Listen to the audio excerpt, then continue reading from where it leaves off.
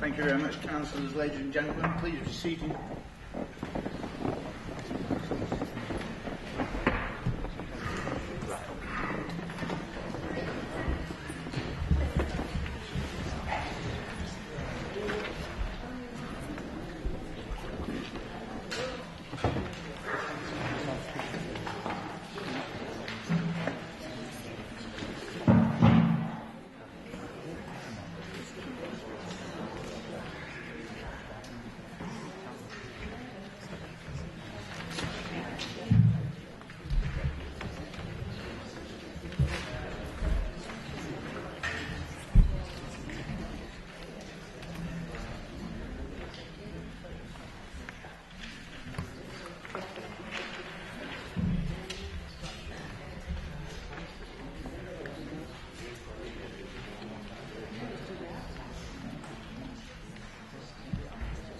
Good evening, ladies and gentlemen. Welcome to the February meeting, special budget meeting of Pendle Borough Council.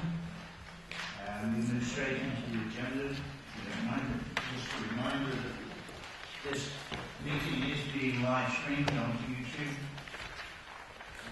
and I'm sure you're all aware of that. Are there any apologies for absence?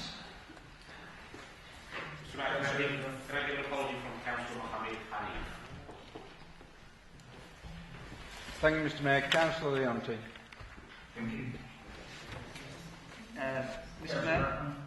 Mayor, apologies from Councillor Christian Wakeford, Councillor Foxley, Paul Foxley that is, Musab Al-Shad, Councillor Petty and Councillor Merton McCullough. Thank you very much indeed. And again, reminder of declaration of interest. The members are reminded of the legal requirement concerning the declaration of interest. The member must declare a disposable pecuniary interest which he or she has in any item on the agenda. The member with a disposable pecuniary interest in any item may not participate in any of the discussion of the matter at the meeting and must not participate in any vote taken on the matter at the meeting. Are there any disposable pecuniary interests? No? Thank you. Again, a reminder that items relating to the budget will be recorded votes. And 6, 7 and 8 on the agenda for reference.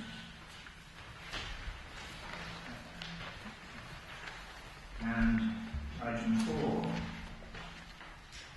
In accordance with normal practice, the Council is invited to suspend Standing Order 14.3 to allow group leaders to speak on items 6 and 7 for longer than 5 minutes if they deem that is necessary. Can we have a general show of hands that the Council agrees to that suspension? Thank you. Item 5, then the robustness of the budget estimates for 2021 and the adequacy of reserves. Councillor Rick. Move the recommendations, Mr. Mayor. Second those, Mr. Mayor. Thank you very much. So we have a proposal and a seconder. All those in favour of accepting and noting the report from the Chief Executive on budget estimates, please show in the usual manner. Thank you very much indeed. We move then on to item 6, which is part of the recorded vote system and is customary. Councillor Rick, would you like to lead on budget issues? Thank you very much, Mr. Mayor. This evening it's my responsibility as leader of this council to deliver the budget speech for the next financial year. You will all be thankful that I intend to be brief, not least because I am pleased to say that for the first time in almost a decade, our budget will not include any further frontline spending reductions. It seems to me that Pendle is continually changing from one year to the next, and this year has been no different. Following the results of the last local elections, our shared administration of the Council with the Liberal Democrats has once again come together to provide the bold leadership necessary to drive forward some of the Council's key policy initiatives despite the financial challenges we've continued to face. As well as the leadership we provide, the Council could not operate as effectively as it does without the staff that work here and the partners that we work with as well.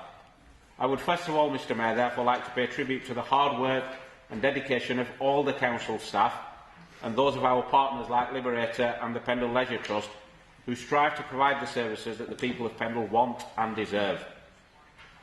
As you all know, developing the budget is not an easy task, and given the scale of the funding reductions we face from the Conservative Government, we've always believed that we should work together to find the best way of dealing with the budget deficit, whilst ensuring that the services we provide to the residents of Pendle remain great value.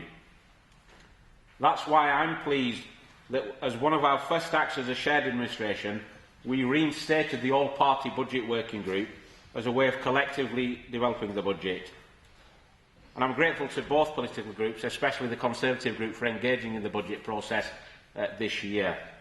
From the first meeting to the last, we haven't always agreed across the board, or even in our own groups for that matter, but at all times we've debated, discussed and deliberated to find a way forward in the best interests of the residents of all parts of Pendle.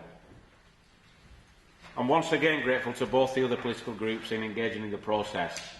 Mr Mayor, after almost 10 years of cuts, of relentless reductions in funding and of shrinking services, there appears to be some respite next year, with a very slight increase in funding. I will say more about the one-year financial settlement for 2021 later. For now, I want to briefly talk about the prospects for places like Pendle under this new government. I hear much talk about levelling up, and if my understanding of that is right, I agree that there needs to be much levelling up, much more investment in left-behind areas like Pendle. Of course, there's a need to turn the rhetoric into reality, words into action, and sound bites into spending, so that the hard-working residents of Pendle can feel the benefits in their daily lives, for example, with better wages if they're working, better support if they can't, better transport if they're travelling, better environments if they're not, better homes that are affordable to live in, and better help if they're homeless. The forthcoming national budget in a few weeks provides the first opportunity for this government to put its money where its mouth is.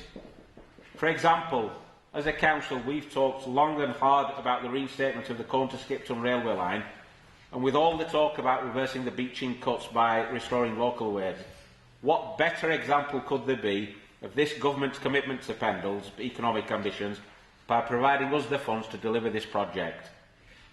And with the comprehensive spending review planned for autumn 2020, the much-awaited fair funding review and changes to the business rates retention system to be implemented in April 2021, there's another opportunity for the government to level up the resources for a council like ours, so that we can continue to serve the services that our residents deserve and ask for. In the meantime, be under no illusions, colleagues, that if we continue to see reductions in our core grant funding, combined with the reliance on locally raised funding, my view is that this will have a significant impact on our ability to continue to provide the services that we do now. We all need to be prepared to take difficult decisions. But these are matters to consider in the future, and I'd now like to focus on the current year's budget and activity. I've said earlier that these times are difficult for the Council, and difficult financial times have never been more important for this Council to manage its money effectively. In January, as a joint administration, we reported that savings of £175,000 had been made as part of our revised budget for 2019-20. And I'm pleased to say that this evening, as an update, that our continued efforts to reduce the cost of our services are expected to deliver savings of around £210,000 by the end of this financial year. Once again, that is a very creditable outcome, and is, in my view, reflective of the sound financial discipline which we've come to expect. Councillors, it's been a very busy year under my leadership of the shared administration, and I'd like to take a moment to reflect on some of what we have achieved. In doing so, I will provide an update on some of the key projects in the 30-point plan for Pendle, which we set out at the beginning of the year. The delivery of the extension to Loamshire Industrial Estate has long been an aspiration of this Council, and I'm pleased to report that everything necessary is in place to deliver Phase 1. Just to remind you, this is expected to provide the space to create around 500 jobs and more than 100,000 square feet of industrial space to help our growing business base. And talking of big strategic projects, there's nothing been as much bigger in Pendle for the last few years than the £32 million redevelopment of the former Bryfield Mill, or Northlight as it is now known. This 400,000 square foot mill has been transformed into the head offices for Lancashire Adult Learning, Burnley Football Club in the community, and the leisure box, which is now complemented by a new gym and an outdoor 4G football pitch. The base for the nationally recognised arts organisation in situ, and more recently 36 modern stylish apartments. These two projects alone are a big driver to increase our economic growth in Pendle, a key objective of this administration and our plan for Pendle.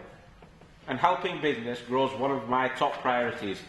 So we have continued to provide funding for the Gearing Up for Growth programme, funding 12 growth grants worth almost £50,000 and supporting 13 businesses with start-up grants worth nearly £10,000. We've continued to support Growth Lancashire, and which is chaired by our Pendle's own Tim Webber, and with the Boost range of products, has helped a number of Pendle businesses accelerate their growth plans. In conjunction with the Pendle Vision Board, the Council has launched its Made in Pendle campaign to showcase the good products and services that are made right here in Pendle, and to show the companies across the country what a great place Pendle is for doing business. And business is central to the corn bid, which is now in the second year. As part of our plan for Pendle, we said we'd look to develop a bid in Bonolswick, and the feasibility work for that is now well underway. We said that we would launch a new drive to increase the supply of social housing across Pendle.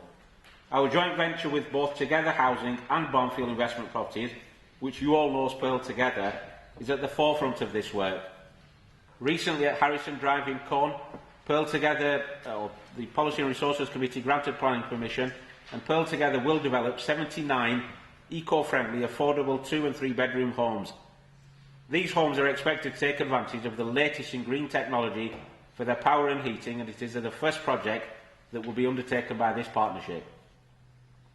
And at Furtherclough Head in Nelson, around 40 of the 98 proposed properties for this site will also be affordable housing. And just to remind you, colleagues, in terms of Pearl, Pearl has just completed and sold all of the 36 new houses at Clitheroe Road in Bryfield, is on site developing 32 new houses at Langroyd and 21 new houses on Corn Carry Lane, both in Corn. We've demolished the former Corn Health Centre, which will be replaced by 12 apartments for the Peter Birchwhistle Trust and 4 retail units. These developments will build on the success of our other Pearl joint ventures, which is currently celebrating 10 years of regeneration. And as a council, as partners in leading housing development, I believe that we've provided the confidence for other public and private developers to build much needed new housing in Pendle. For example, Persimmons are well on their way to developing out their site on Notts Lane in Corn. Seddons have completed their development at Salterfirth.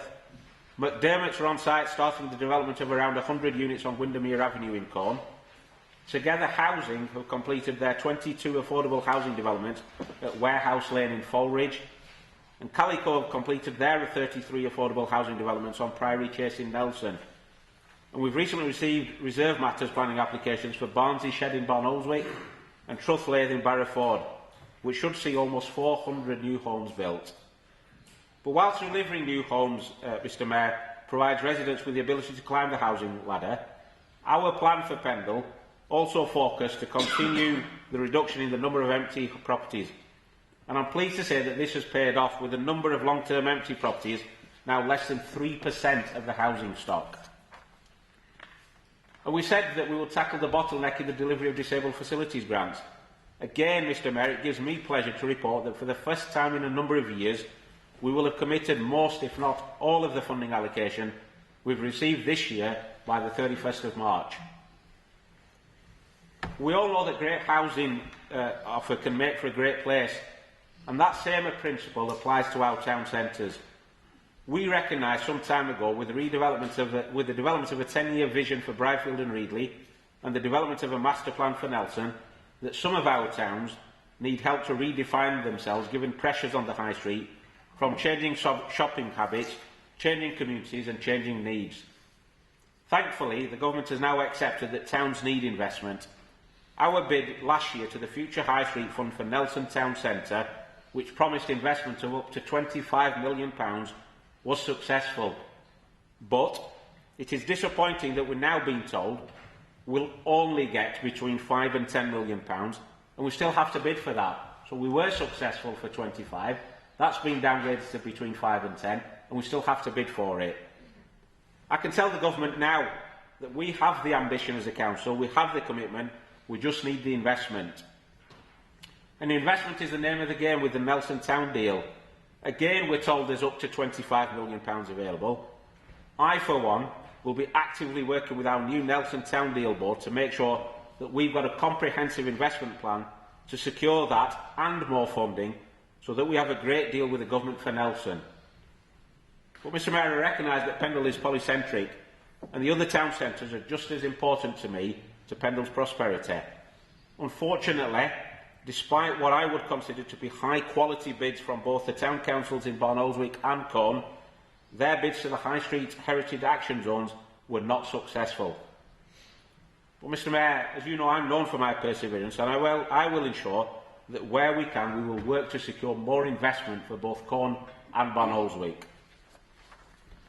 But talking about investment, or the lack of it, we continue to face a significant challenge as a local authority. Despite that, we are keen to ensure that services and facilities are maintained and improved wherever possible. This approach has been at the heart of our partnership working with town and parish councils, who once again have risen to the challenge of taking on more responsibility for services and facilities. And I want to thank and place on record my appreciation to those town and parish councils that have worked constructively with us to protect local services, and would encourage others to learn from those that have done this so successfully for the benefit of their residents in their areas. Our plan for Pendle, Mr Mayor, set out a range of other priority actions which I am pleased to report back on. We have reviewed the operation of litter bin and dog waste emptying, ensuring the service is operating as efficiently as possible. We have recently successfully renegotiated a new deal to extend our contract with Districts Enforcement to deal with recalcitrant litterers. In the current year, the success of this arrangement has not only resulted in more fines for littering, but it has freed our own environmental crime officers to deal with even more cases of fly tipping. We reversed the unfair and unreasonable increase in cemetery charges pushed through by the last Conservative administration as part of their budget. We have also successfully lobbied for the Victoria Clough culvert in Earby to be repaired. We have secured European funding for further flood alleviation measures in Earby, which we hope will be more than matched by the Environment Agency. And we continue to lobby the Government, the Environment Agency and anybody else for that matter that is prepared to listen to us, who can provide the funding necessary to provide the flood alleviation measures required to manage flooding once and for all in Earby. And at the turn of the year, Mr Mayor, we supported residents in the Essex Street area of Corn with their bid for a pocket park on the council's surplus land on that street, and I wish those residents good luck with their bid. Mr Mayor, I believe we reversed the daft decision of the previous Conservative administration to dispose of the A Centre and No. 1 Market Street, which we believe would have cost the council money, and because of our entrepreneurial instincts, we have agreed a property investment strategy, of which I will say more about later, backed up by £10 million of new borrowing. Also, in partnership with other Pennine local authorities, we have become a trailblazer for dealing with childhood obesity, and we have fully signed up to the campaign for promoting a healthy weight in our population, too, as part of our drive to improve health outcomes in Pendle. In responding to the climate emergency declared by the Council a few months ago, we have set up the Climate Emergency Working Group under the chairmanship of Councillor Tony Greaves to focus our efforts in this area. I will say more about this later, but one of their first actions resulted in the Summit for Schools on climate change, and I believe this was a resounding success. Our digital transformation of the Council is advancing at an incredible rate, with over 100 services and counting now available online 24 hours a day, 7 days a week, 365 days a year. And as part of our campaign to connect with residents, improving that two-way communication, myself and other leading councillors across the borough, along with senior council officers, have held a series of Let's Talk events to listen and act on their concerns. I could go on, Mr Mayor, but I'm mindful that I said I would be brief, so let me turn to our financial settlement for the next financial year. The Government confirmed details of their financial support for local government in 2020-21 earlier this month. As I said earlier, whilst this represents a small uplift in funding, it's for 1 year only, so we will have to live with the uncertainty that has plagued our financial planning over recent years for at least another year. This settlement also includes another 1 year offer. Unlike previous years, next year's allocation of new homes bonus will be paid for 1 year only, and the scheme looks likely to end. This is disappointing on a number of counts, but not least because the number of new homes built in Pendle last year was the highest for the last 15 years. So whilst we should have received around £740,000 of new bonus money over the next 4 years, it will only be a disappointing £184,000 in 2020-21. And I have to say that, whilst this payment of new homes bonus and the small uplift in funding is welcome, it does nothing to replace the millions of pounds of funding this council has lost in the last decade as a result of the Conservative government. In that context, the Comprehensive Spending Review, the Fair Funding Review and the review of business rates retention later this year all provide this government with the ideal opportunity to address the imbalance in funding and to deliver on the funding promises they made prior to the general election. I mentioned earlier that the message from this new government is about levelling up, about investing in the north of England, and particularly the left behind places like Pendle. We need to make sure, Mr Mayor, that they are held to account for the promises they made, so in unleashing Britain's potential, we can unleash Pendle's potential to continue being a great place to live, learn, work, play and visit. Growth of the local economy remains at the heart of our plans. The economic success of Pendle as a place will not only reap financial rewards for this council, it will provide the opportunities for local businesses to grow and for local people to find employment in rewarding careers. It's in everybody's benefit to have a prosperous Pendle. But it is clear to me that Pendle alone cannot deliver economic growth and prosperity in the borough.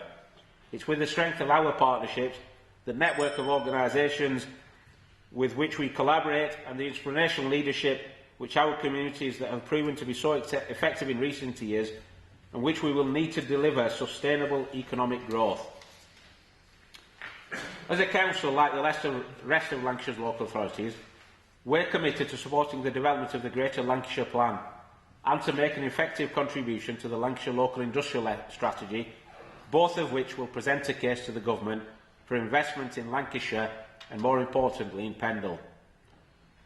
Combined with the development of a Pennine Lancashire economic prospectus and the imminent refresh of the Council's own job and growth strategy, I am confident that our investment plans for Pendle's strategic economic development objectives have been clearly made.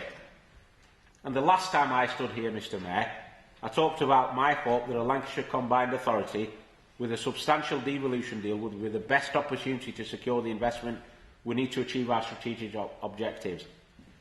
Indeed, I think we all agreed that devolution of funding and responsibilities closer to those that are affected by decisions is the right thing to do. Sadly, at that time, a number of councils did not support that view. But, with the prospect of the Government's White Paper on devolution in England this year, I am pleased to say that there is a renewed interest now in the Combined Authority amongst the Lancashire authorities, and I am hopeful that once again, councils will start working together in the best interests of Lancashire. Once again, Mr Mayor, I must thank Dennis Mendoris for championing Pendle's interests so effectively, both in his position as a former member of the LEP Board, but also as a long-standing chairman of the Pendle Vision Board. I would also like to place on record my appreciation to Amanda Melton for not only running one of the best further education colleges in the country here in our borough, but for continuing to represent Pendle's interests at the LEP Board.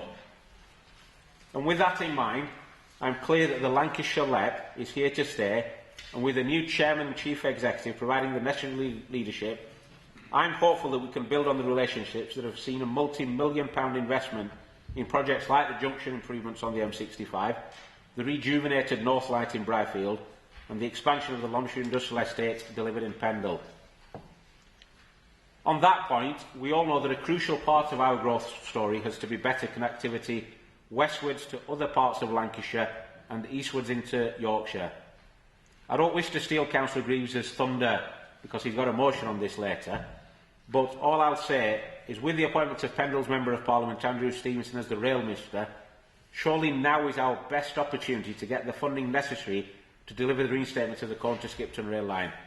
To coin a phrase, Mr Mayor, no more dither and delay, give us our new railway. Along the same lines, after consultations on the strategic road network, the major road network and transport for the North strategic plans, options for better connectivity between the M65 and Yorkshire are now again being considered by Highways England. I'm of the view that this matter has been studied to death and the delivery of the Corn A56 Villages bypass is now well overdue, not only to support our economic growth ambitions, but to relieve the significant congestion currently experienced by those travelling through again. And again, to coin a phrase, let's get the bypass done. Turning now to our budget proposals for next year. First of all, I'd like to take this opportunity to thank the management team for bringing forward proposals early in the financial year to address the budget shortfall. It is right that we consider these matters carefully so that the impact of budget reductions on the residents of Pendle can be minimised wherever possible. In September, as a council, we agreed a package of savings totalling nearly £300,000, and these will be implemented in full. And Mr Mayor, recognising the strength of our administration of the council, my group has been able to agree a budget with the Liberal Democrat group for next year, providing a sensible way forward for this council. We've considered further recommendations from the management team in some detail, and in particular, £50,000 for the Community Climate Action Schemes, which will be overseen by the Policy and Resources Committee on advice from the Climate Emergency Group. £15,000, Mr Mayor, this year and next year to provide the seed funding towards the tree planting in partnership with the Ribble Rivers Trust, and Councillor Whip will elaborate more on that. We will add £50,000 to the Disabled Facilities Grants budget to provide funding for the small number of grants which exceed the £30,000 limit. We will remove the administrative charges for replacing the wheelie bins, which have proved so unpopular, and again Councillor Whip will speak on that. And if we can persuade our friends at Lancashire County Council to contribute, we will provide a small amount of funding to provide free bus travel for under 25-year-olds across Pendle. I'd like to thank the Leisure Services Working Group for the work they've undertaken on the strategic review of leisure services in Pendle. This clearly has been a worthwhile task, and it's clear to me, and my view remains, that Pendle Leisure Trust remains the best option for the delivery of leisure and sports services in Pendle. We will revisit the recommendations of the review in due course, but I do agree with a view that our facilities are ageing and in need of some urgent care and attention. A review of the condition survey is underway, and I await recommendations from officers on this. But for now, we have no desire to reduce the level of service provision by the Pendle Leisure Trust. Unlike the previous administration of the Conservatives, we will therefore not accept any of those proposals put forward that seek to do so. We believe there is a balance between sensible savings, with the Trust using some of its own reserves, and continuing to maintain services for the people of Pendle. We will therefore accept the proposals to reschedule loan repayments, reduce the cost of recoverable VAT, along with a small price increase. Mr Mayor, we will not increase cemetery charges.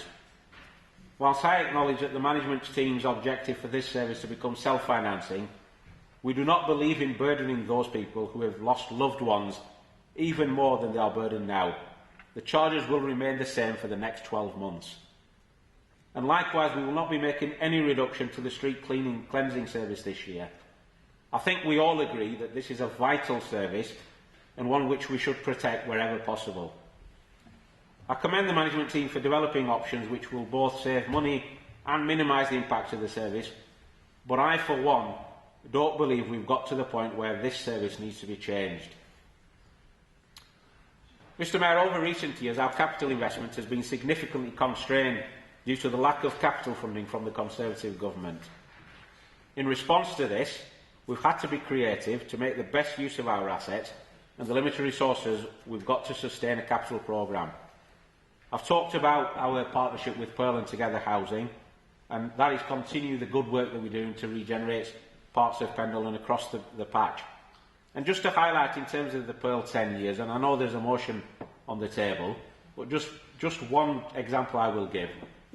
From the loans that this council has given of around £2.2 million, there's been around £83 million worth of investment in a range of residential, commercial and retail properties. That's a £2.2 million loan, not a grant, a loan, and in return we've got £83 million of investment. Building on that success and using a combination of our own sites and those we might require, our new joint venture with Barnfield and the Together Housing Group expects to deliver over 500 new housing units over the next 5 years. And not only that, Mr Mayor, with the investment from Together Housing and their ability to attract funding from Homes England, it's our aspiration that at least 250 of those homes must be for affordable housing.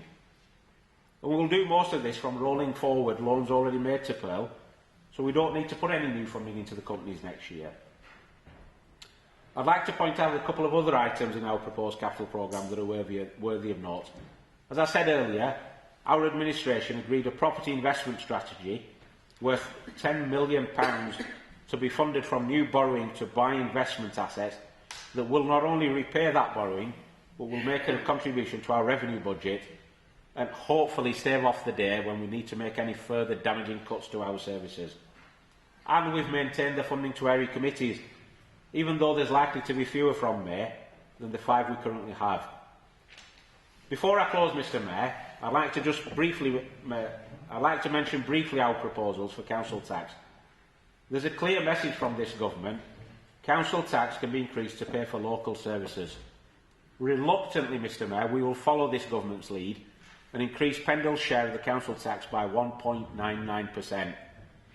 This will mean that for the majority of council taxpayers in Pendle, their council tax for Pendle services will be £180.41 for the year, or £3.30 per week.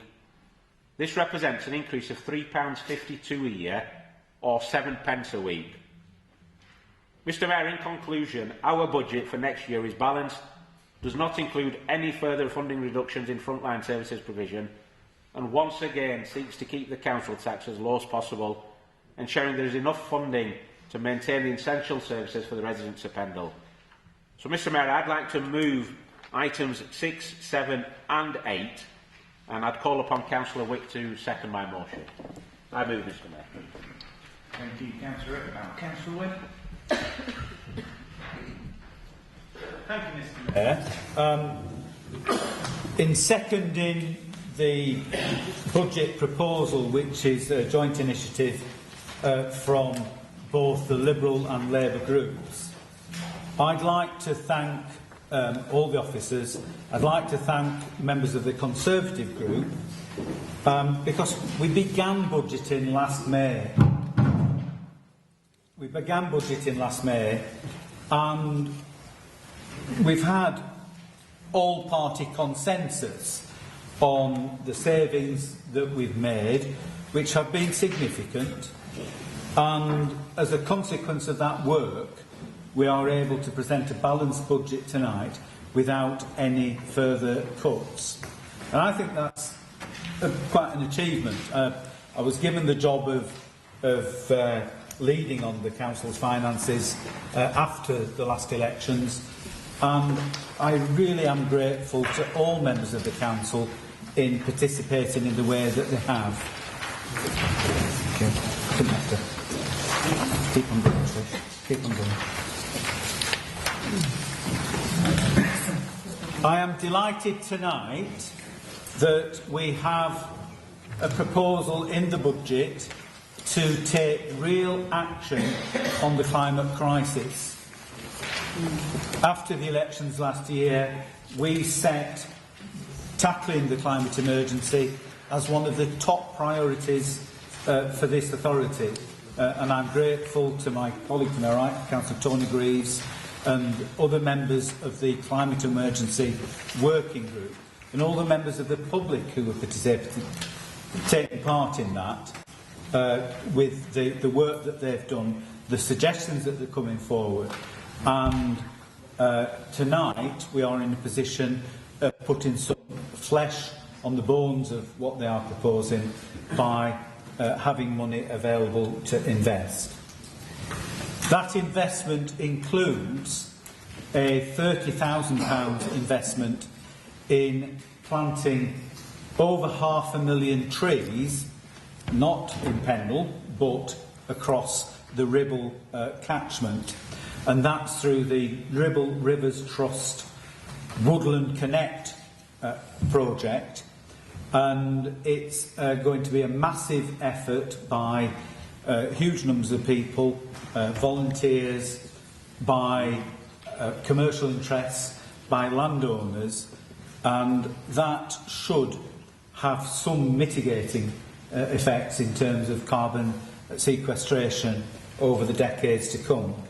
Now, my council colleague, Councillor Tom Whip's got a motion on this later on the agenda, so I don't want to go any further into that. But as far as this budget is concerned, the funding is there to make a real start on that work. The budget also provides for scrapping the wheel bin administrative charges for the replacements, which were introduced last year. And we are able tonight to say that those charges will be scrapped as from next week. So, as from the 1st of March, there will be no charges if people need their wheel bins replacing. And, of course, people need them replacing because they get damaged. The blue bins, broken lids are a particular problem, and they disappear. Last week, with strong winds, we heard of bins that disappeared down the road, never to be seen again. They disappear because people have them pinched. None of this is the people's fault, and they should not be charged for their replacement. So I'm delighted that we've got agreement to scrap those charges and to get rid of that unfair and unjust imposition on the residents of Pendle. Mr Mayor, Councillor Iqbal has referred to reducing flood risk, and I, with probably 4 decades of experience now in terms of flooding, would never ever talk about preventing flooding, because as we have seen in Ironbridge only yesterday, no matter how big you build the barriers, the water can always beat you and come over the top. So we cannot prevent flooding, but we can reduce the risk of flooding. And I'm delighted that only days before the storm season started this year, that this council completed work on a near £500,000 project for in the Gill Meadows area with a new culvert.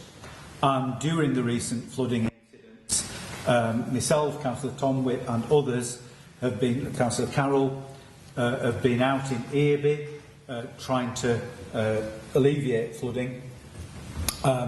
We haven't had to worry about Gill Meadows. We've kept an eye on it, but for the first time in 2 decades, we've had a position where it's not been at the forefront of our minds, and we are absolutely delighted. Unfortunately, that's not the position in Earby, where the situation is wholly inadequate. There is funding available. We got European funding. We're pressing the Environment Agency to get on with work, and that work is desperately needed. Anybody that's had any experience of the Environment Agency will probably appreciate that probably the most frustrating organisation that you will ever have to deal with. Home office. Councillor Greaves is saying no, it's a Home Office, but I don't have much to do with the Home Office. I have a lot to do with the Environment Agency, and quite frankly it just makes my head hurt.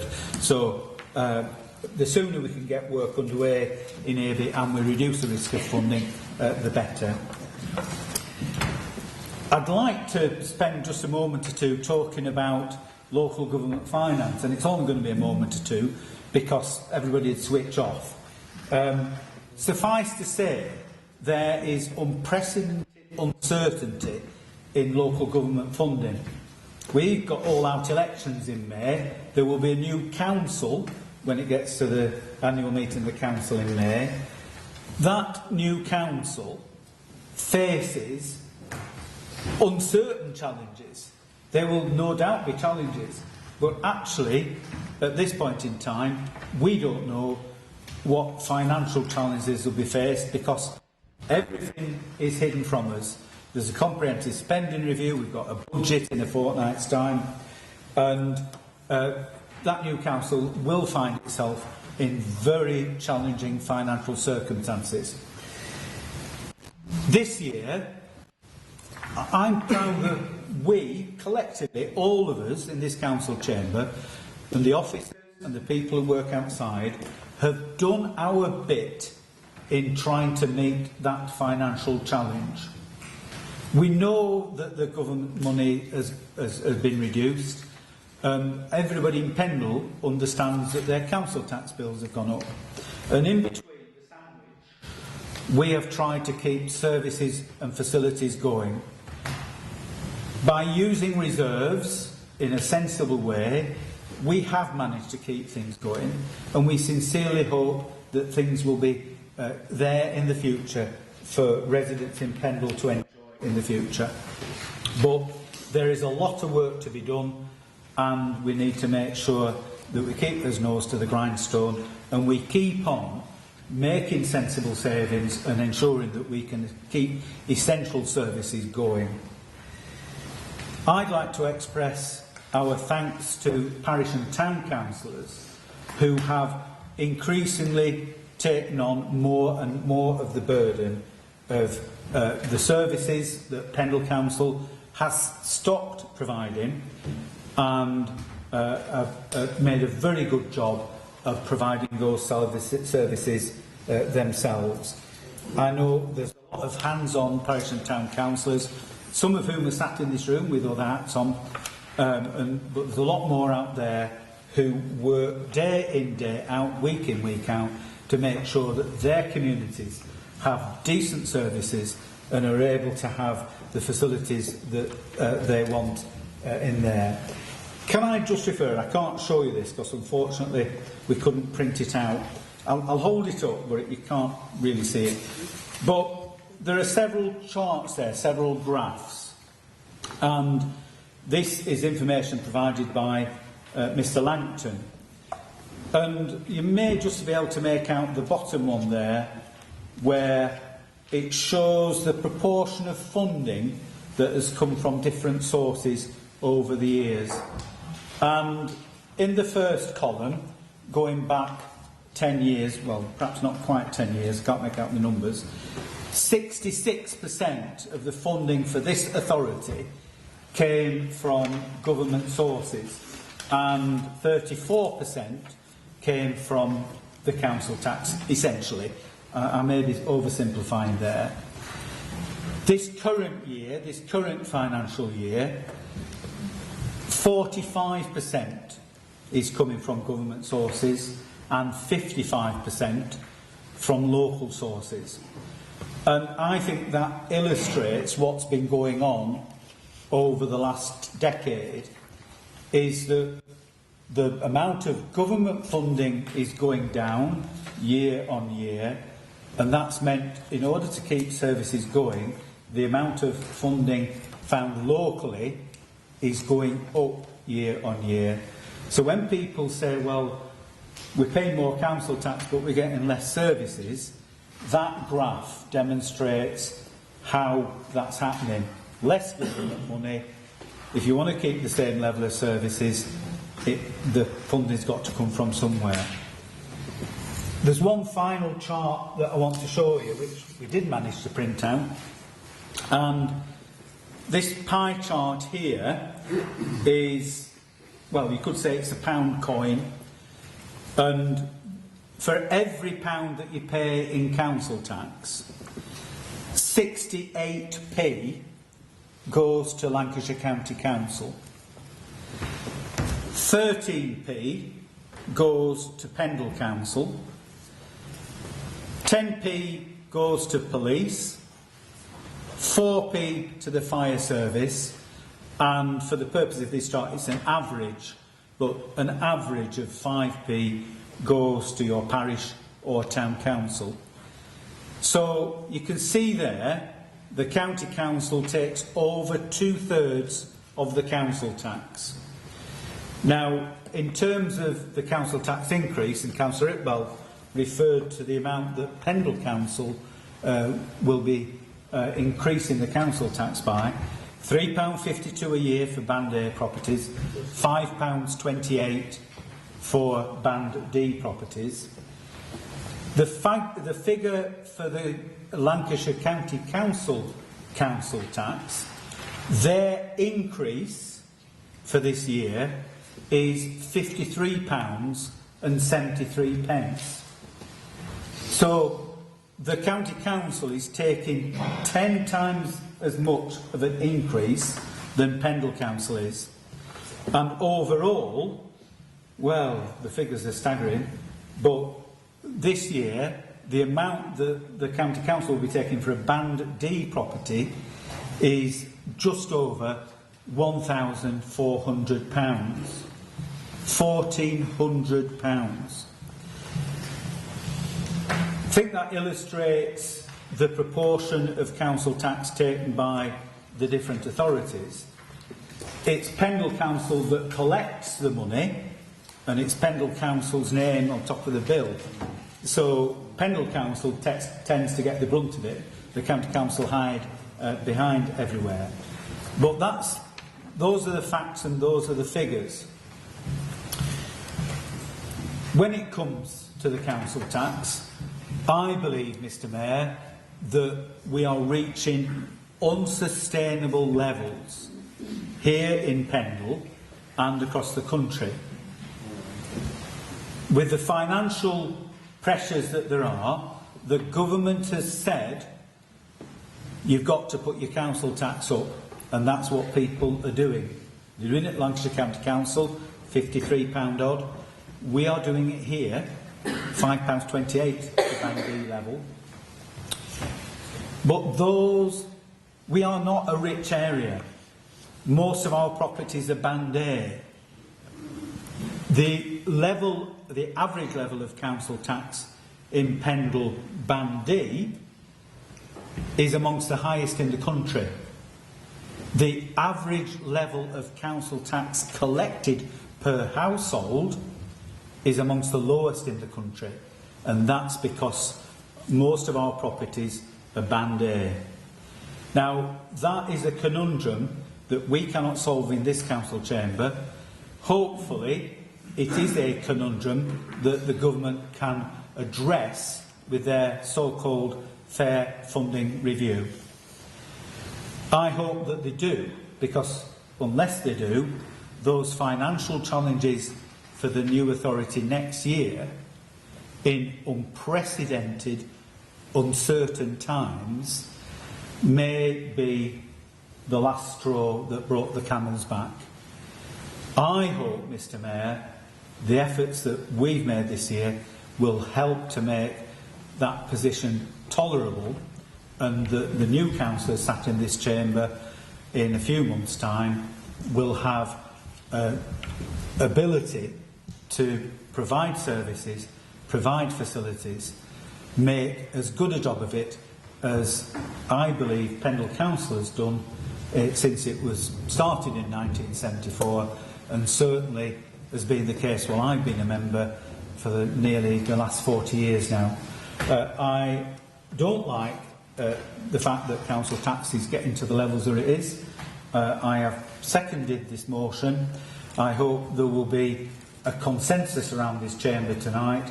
I hope there will be unanimity and that everybody will put their hands up to vote for this, because all of us in every group have worked to get to this position. Let's carry on in that unanimity. I second, Mr Mayor. Thank you, Councillor. Councillor Ratner. Thank you, Mr Mayor. I would like to begin by thanking all our staff for their hard work and dedication, and the staff of all our partners such as Liberator and Pendle Trust. Over the years, local council have had to face many challenges. This in turn has led to elected members having to make difficult choices and decisions. We have sought to find better and more efficient ways of working. We have had to find better ways of joint and partnership work. Despite the challenges, we will continue to protect frontline services. We must ensure the Council continues to work for residents of the borough. We must continue to explore different ways of delivering services, which includes working with the public, private and voluntary sector. Whilst this is already taking place, we can and must do more. I would like to put forward our budget proposals for next year, but before I do this, I'd like to thank the management team led by the Chief Executive for their proposals not only tonight but throughout the year. Having looked at the management team proposals, we propose the following. We agreed to the re-tendering of the insurance and fuel supplies, although we do highlight the savings of approximately 6% and 3% respectively are on the low side and a little disappointing. We agree with the reduction in the allocation to the Environmental Action Group. Given that there are now no beneficiaries, we highlight that the remaining team of one manager and one admin staff have no one to manage or administer, and all the projects the EAG used to do have been absorbed by the grounds maintenance team. There are some areas of spending that we will protect and even enhance. We likewise reject the increases in cemetery charges, as we believe the costs are already high. We also reject the proposal to reduce funding for manual and mechanical sweeping. This is because we believe in making Pendle a cleaner and greener borough for all our residents to live in. In order to achieve this, we have identified several initiatives to enhance life and the environment in the borough, which we are recommending should be added to the budget. Again, likewise, the replacement wheelie bins should be totally free, with no £25 admin charge. This again could draw issues of theft and other issues regarding waste hassles that our residents are facing. However, we'll go further than that. We would also remove the charge for the removal of bulky household items. We believe this will cut down the risk of fly tipping and reduce residential waste hassles. We would also provide extra support and resources for manual sweeping to help keep our streets, pavements and back alleys cleaner. We would provide an extra £25,000 to deliver this.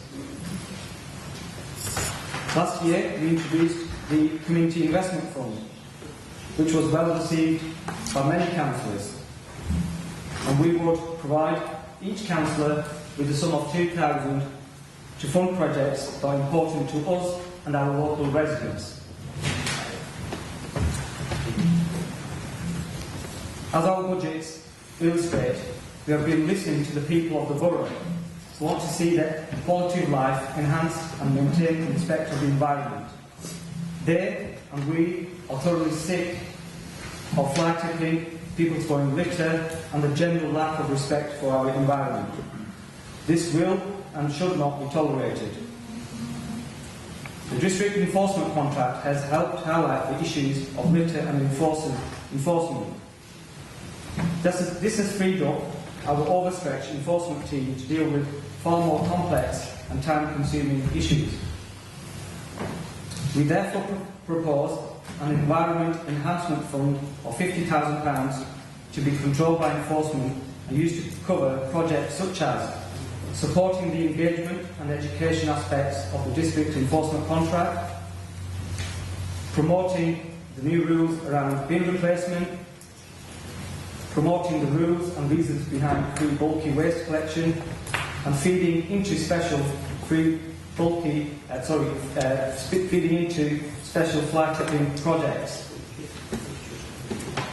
This funding will also be used to carry out annual chewing gum removal from pavements and town centres, and will also be used for general support for existing community groups and projects that enhance the environment. I now turn to the Pendle Leisure Trust, with whom we will continue to work to ensure that our residents from across the borough have the opportunity to access the best possible leisure services. This is vital if we are to ensure our current and future generations lead active, healthy lifestyles, and hence improving the health and well-being of all our residents. For this reason, we will support the request of the additional grant to Pendle Leisure Trust. However, we do believe that further work does need to be done, given the fact that any business predicting increased costs while sales are falling or at best are static needs addressing at the earliest opportunity. We will work with Pendle Leisure Trust management team to help maintain and enhance, where possible, leisure facilities in Pendle. Coming back to the ground maintenance, as Pendle Borough Council seeks to offload parks and playgrounds to town and parishes, some have already decided to commercially tender the maintenance services, such as corn and troving. Those who do pay Pendle Borough Council may seek value for money review in the future and put the services out to tender in an attempt to try and save money. Hence, initially, there will be less work for that particular department. Experience has already shown that a quote from Pendle Borough Council is very uncompetitive compared to private sector business. We have discussed the future of ground maintenance with our Chief Executive, and that this is something we will explore further. Mr Mayor, in conclusion, the Conservative budget proposals are about ensuring Pendle is a nicer place to live and to work. I move the budget for 2020-21 to the Conservative administration, and please can I put you on notice of further amendments if our budget proposals are lost, and also could I ask that the council tax resolution is voted on as a separate item. Thank you very much, Councillor Ahmed. Have you got a seconder for the proposals that you just made? Thank you, Mr Mayor. I wholeheartedly would second Councillor Nadine's proposals. Thank you very much indeed.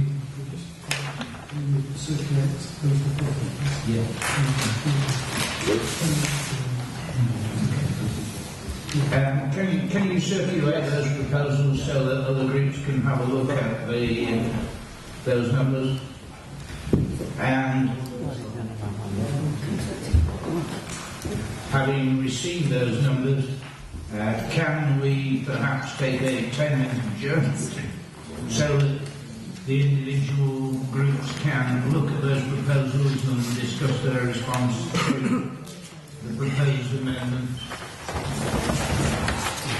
Yeah. In which case, can you make sure that you've got a copy of that proposal from the Conservative group, and we'll reconvene the meeting at 8:10. At the meeting.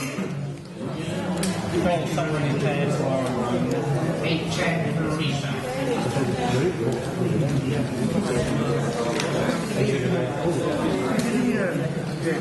Yeah. Yes. Yes. Yeah. Last year. Yeah. When they had the majority. Yeah. No, forcing everything through. Yeah. Come on. The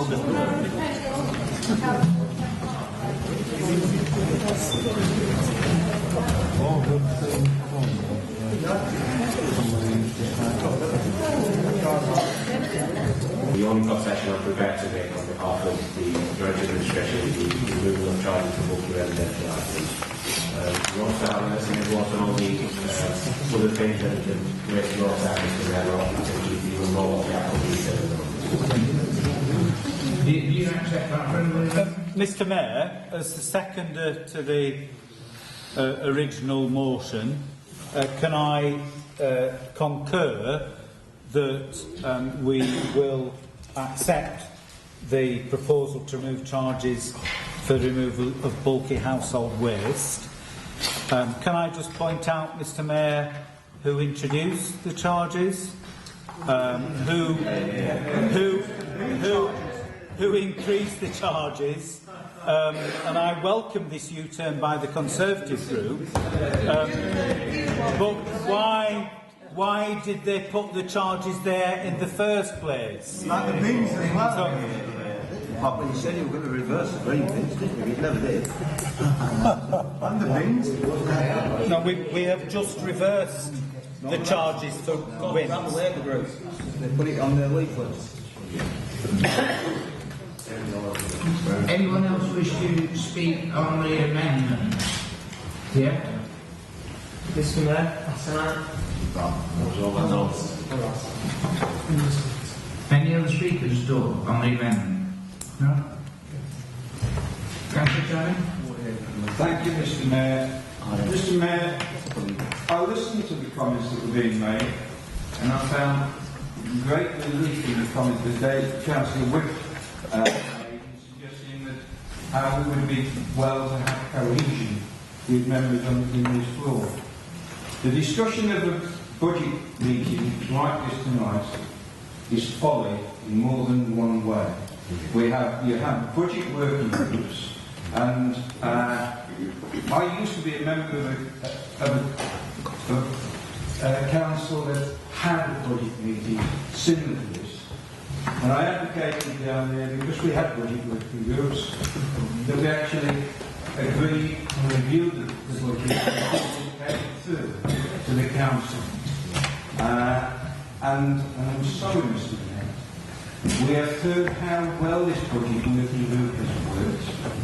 We've heard how well they've agreed and come to consensus. And now we're still having the wrangles tonight. That is not what we should be doing. We are here, Mr Mayor, not to try and protect individual, basic, petty party politics, but to simply go in and look after our residents who elect us.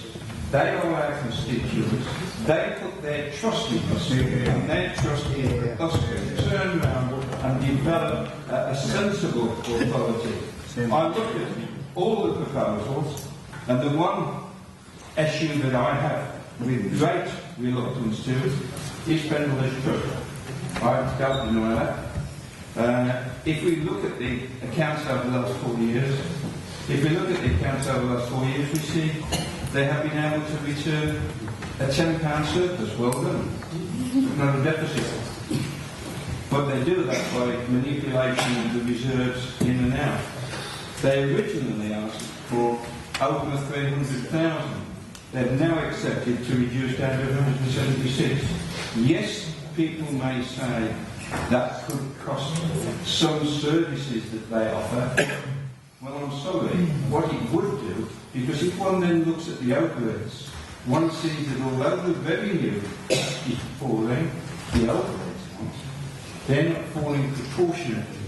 And as a consequence of that, Mr Mayor, perhaps a root and file review of PLT to make sure that they are giving us effective and complete value for money would be better suited to giving another £176,000 it was brought through before they were reduced, and they're not listening to what we were asking them for.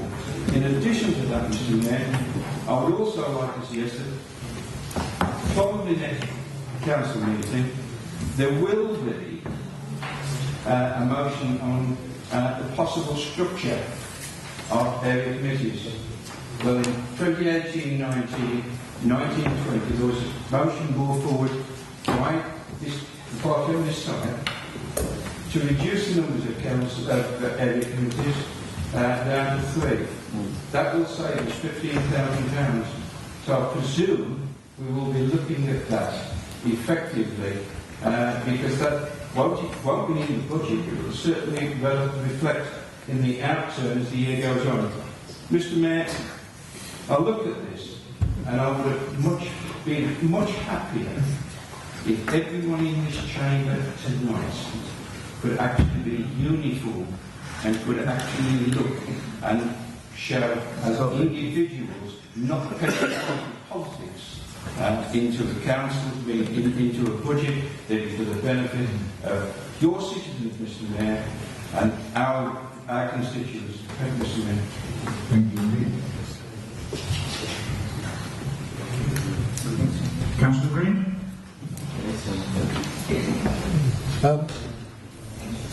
Thank you, Mr. Mayor.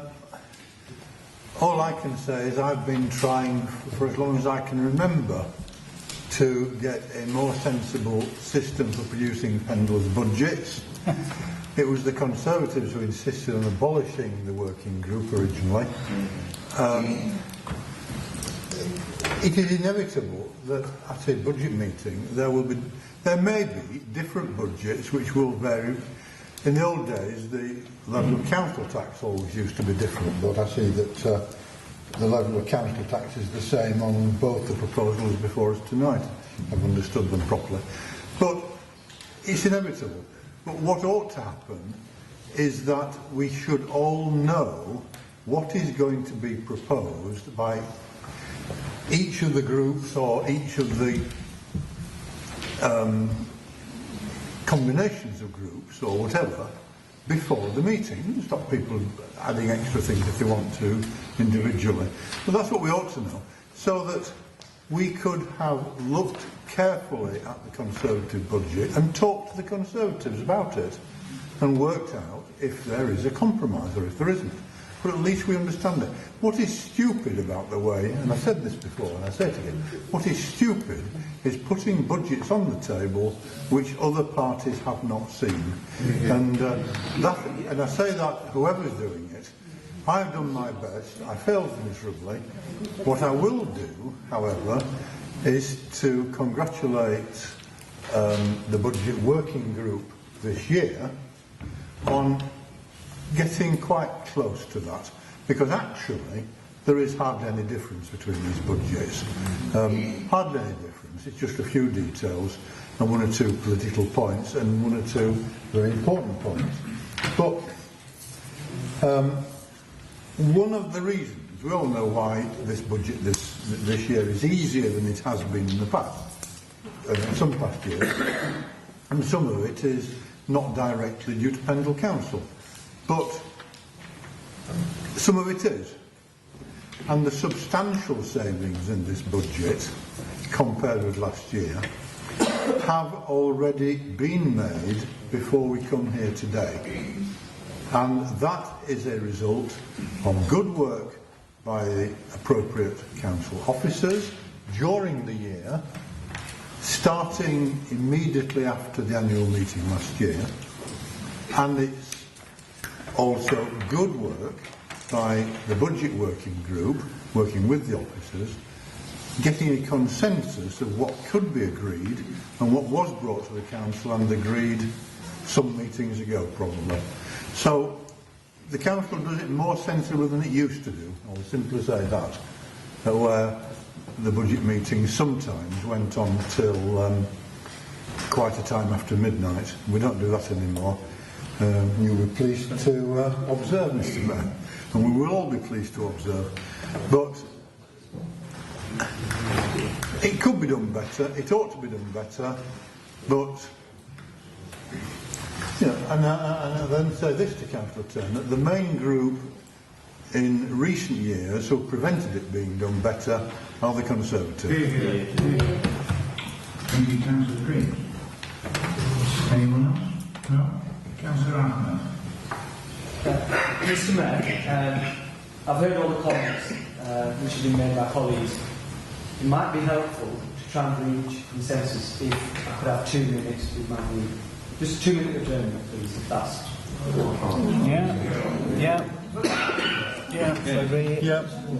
Just 2 minutes. If it is going to make it easier, then can we adjourn for 5 minutes? 2 minutes, Mr. Mayor. Okay, the meeting stands adjourned then until 8:30.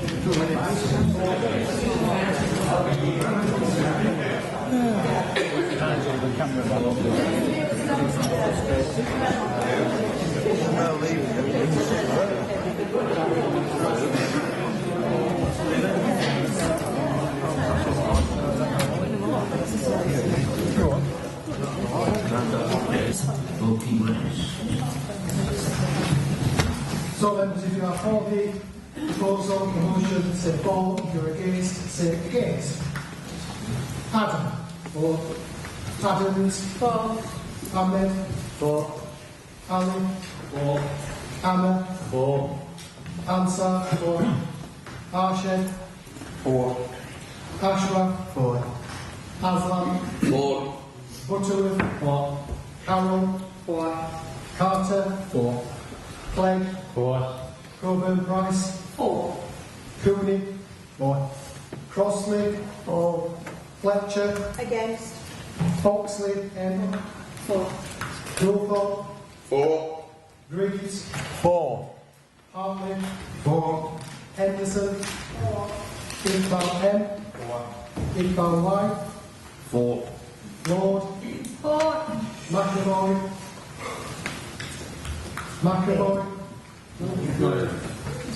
McGowan. For. Mahood. For. Mann. For. Mills. For. Newman. For. Nixon. For. Purcell. For. Sakib. For. Shazad. For. Shaw. For.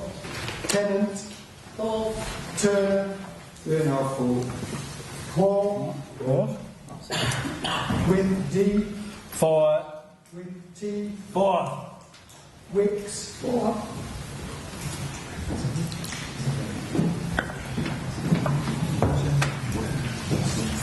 So the motion therefore is carried. Numbers.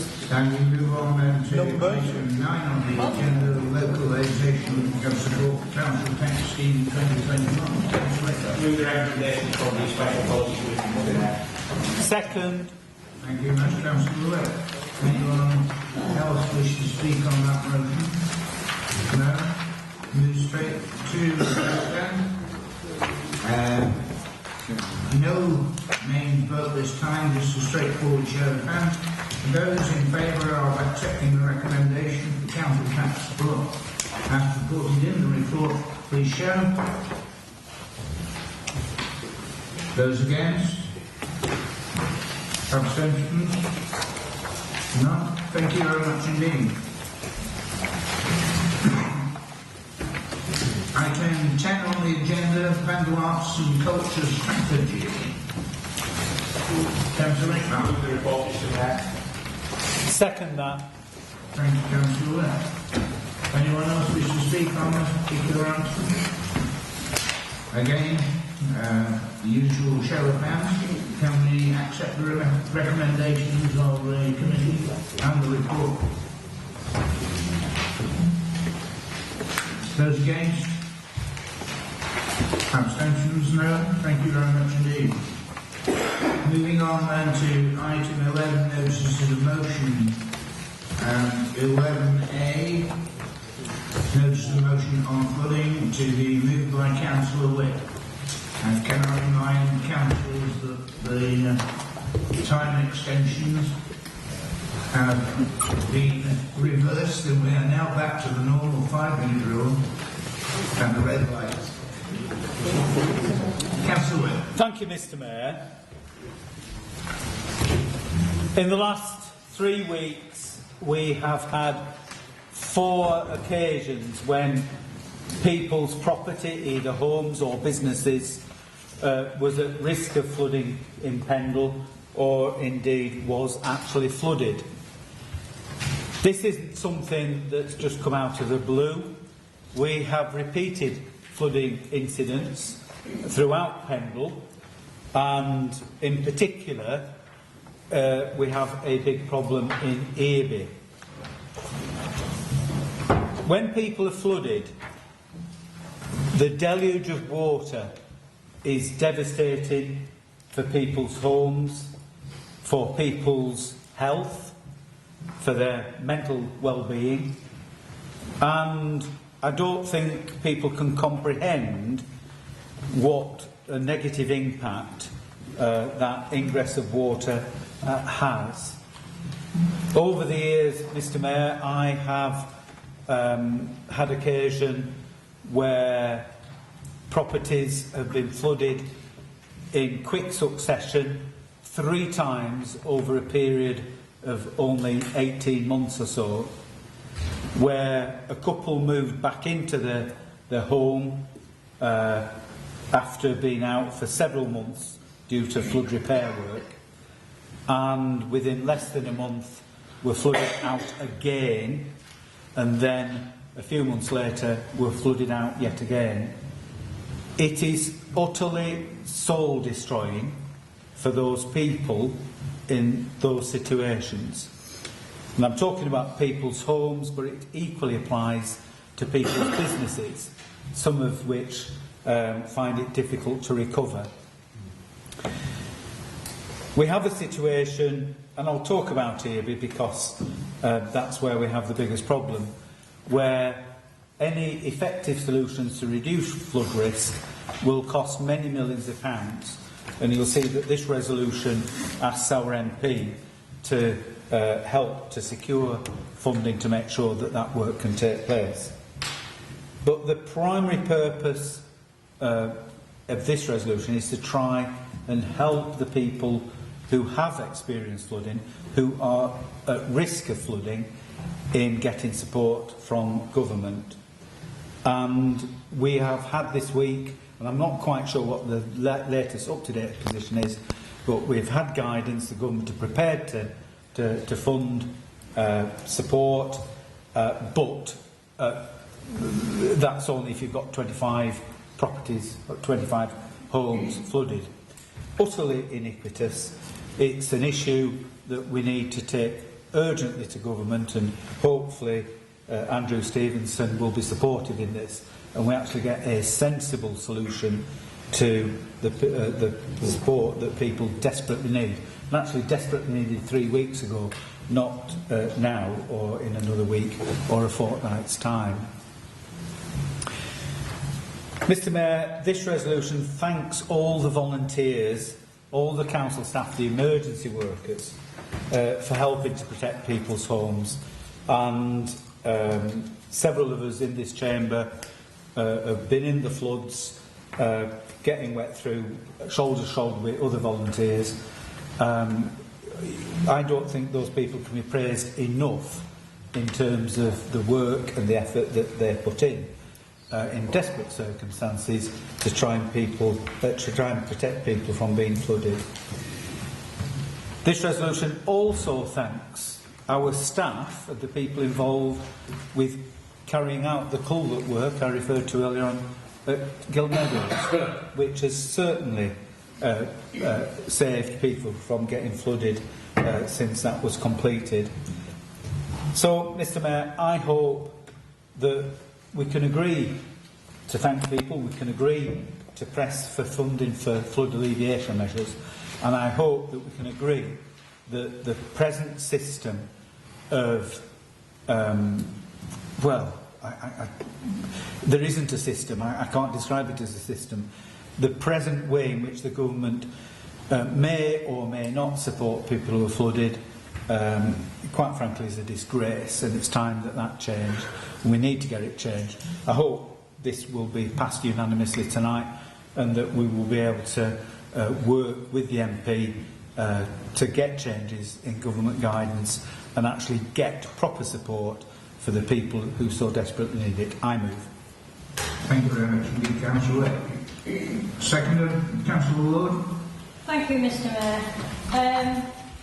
Councillor Wick is very right to praise all the people that are involved in flooding, and that is everywhere in the country where there is flooding. But I would like to thank Councillor Wick of the work that he does in his area, which is always badly hit with flooding. I don't know anybody else that actually does what he does, and would we really want to? I mean, Councillor Wick visited me the other day in the afternoon, and his socks were wet through from the morning. So I really do think, and I'm not saying this because he's a member of my group, it's just remarkable the effort and the time that he puts into his area. And I second that. Not Thank you. I second the motion. Thank you, Councillor Lord. Councillor Turner. Thank you, Mr. Mayor. Mr. Mayor, flooding is a difficult situation. The once in a 100-year floods have now become once in 100 months or even sooner. We have seen environmentally the weather that we are now encountering is happening far too frequently. And as a consequence of that, Mr. Mayor, I do ask that your officers may take preference to speak with our planners in looking at the developments that are now coming forward, where developers are proposing to put flood tanks for the release of water at a standard level. Except when the plans come through, the massive flood tanks that are going to be there are in fact metre-wide pipes that are running under the centre of the roadway. And the tarmac that they're using is not purpose tarmac that lets the water run through, so the water will be flowing off. This will therefore mean, Mr. Mayor, our floodplains and the houses that we have already had built, I'm talking of Beaufort obviously, in and around the river, are now being flooded and will be flooded even more if we don't take great preference to making sure that the input of these flood tanks is effective and that they are effectively made to control the water that will be coming off the hills that are flowing down, Mr. Mayor.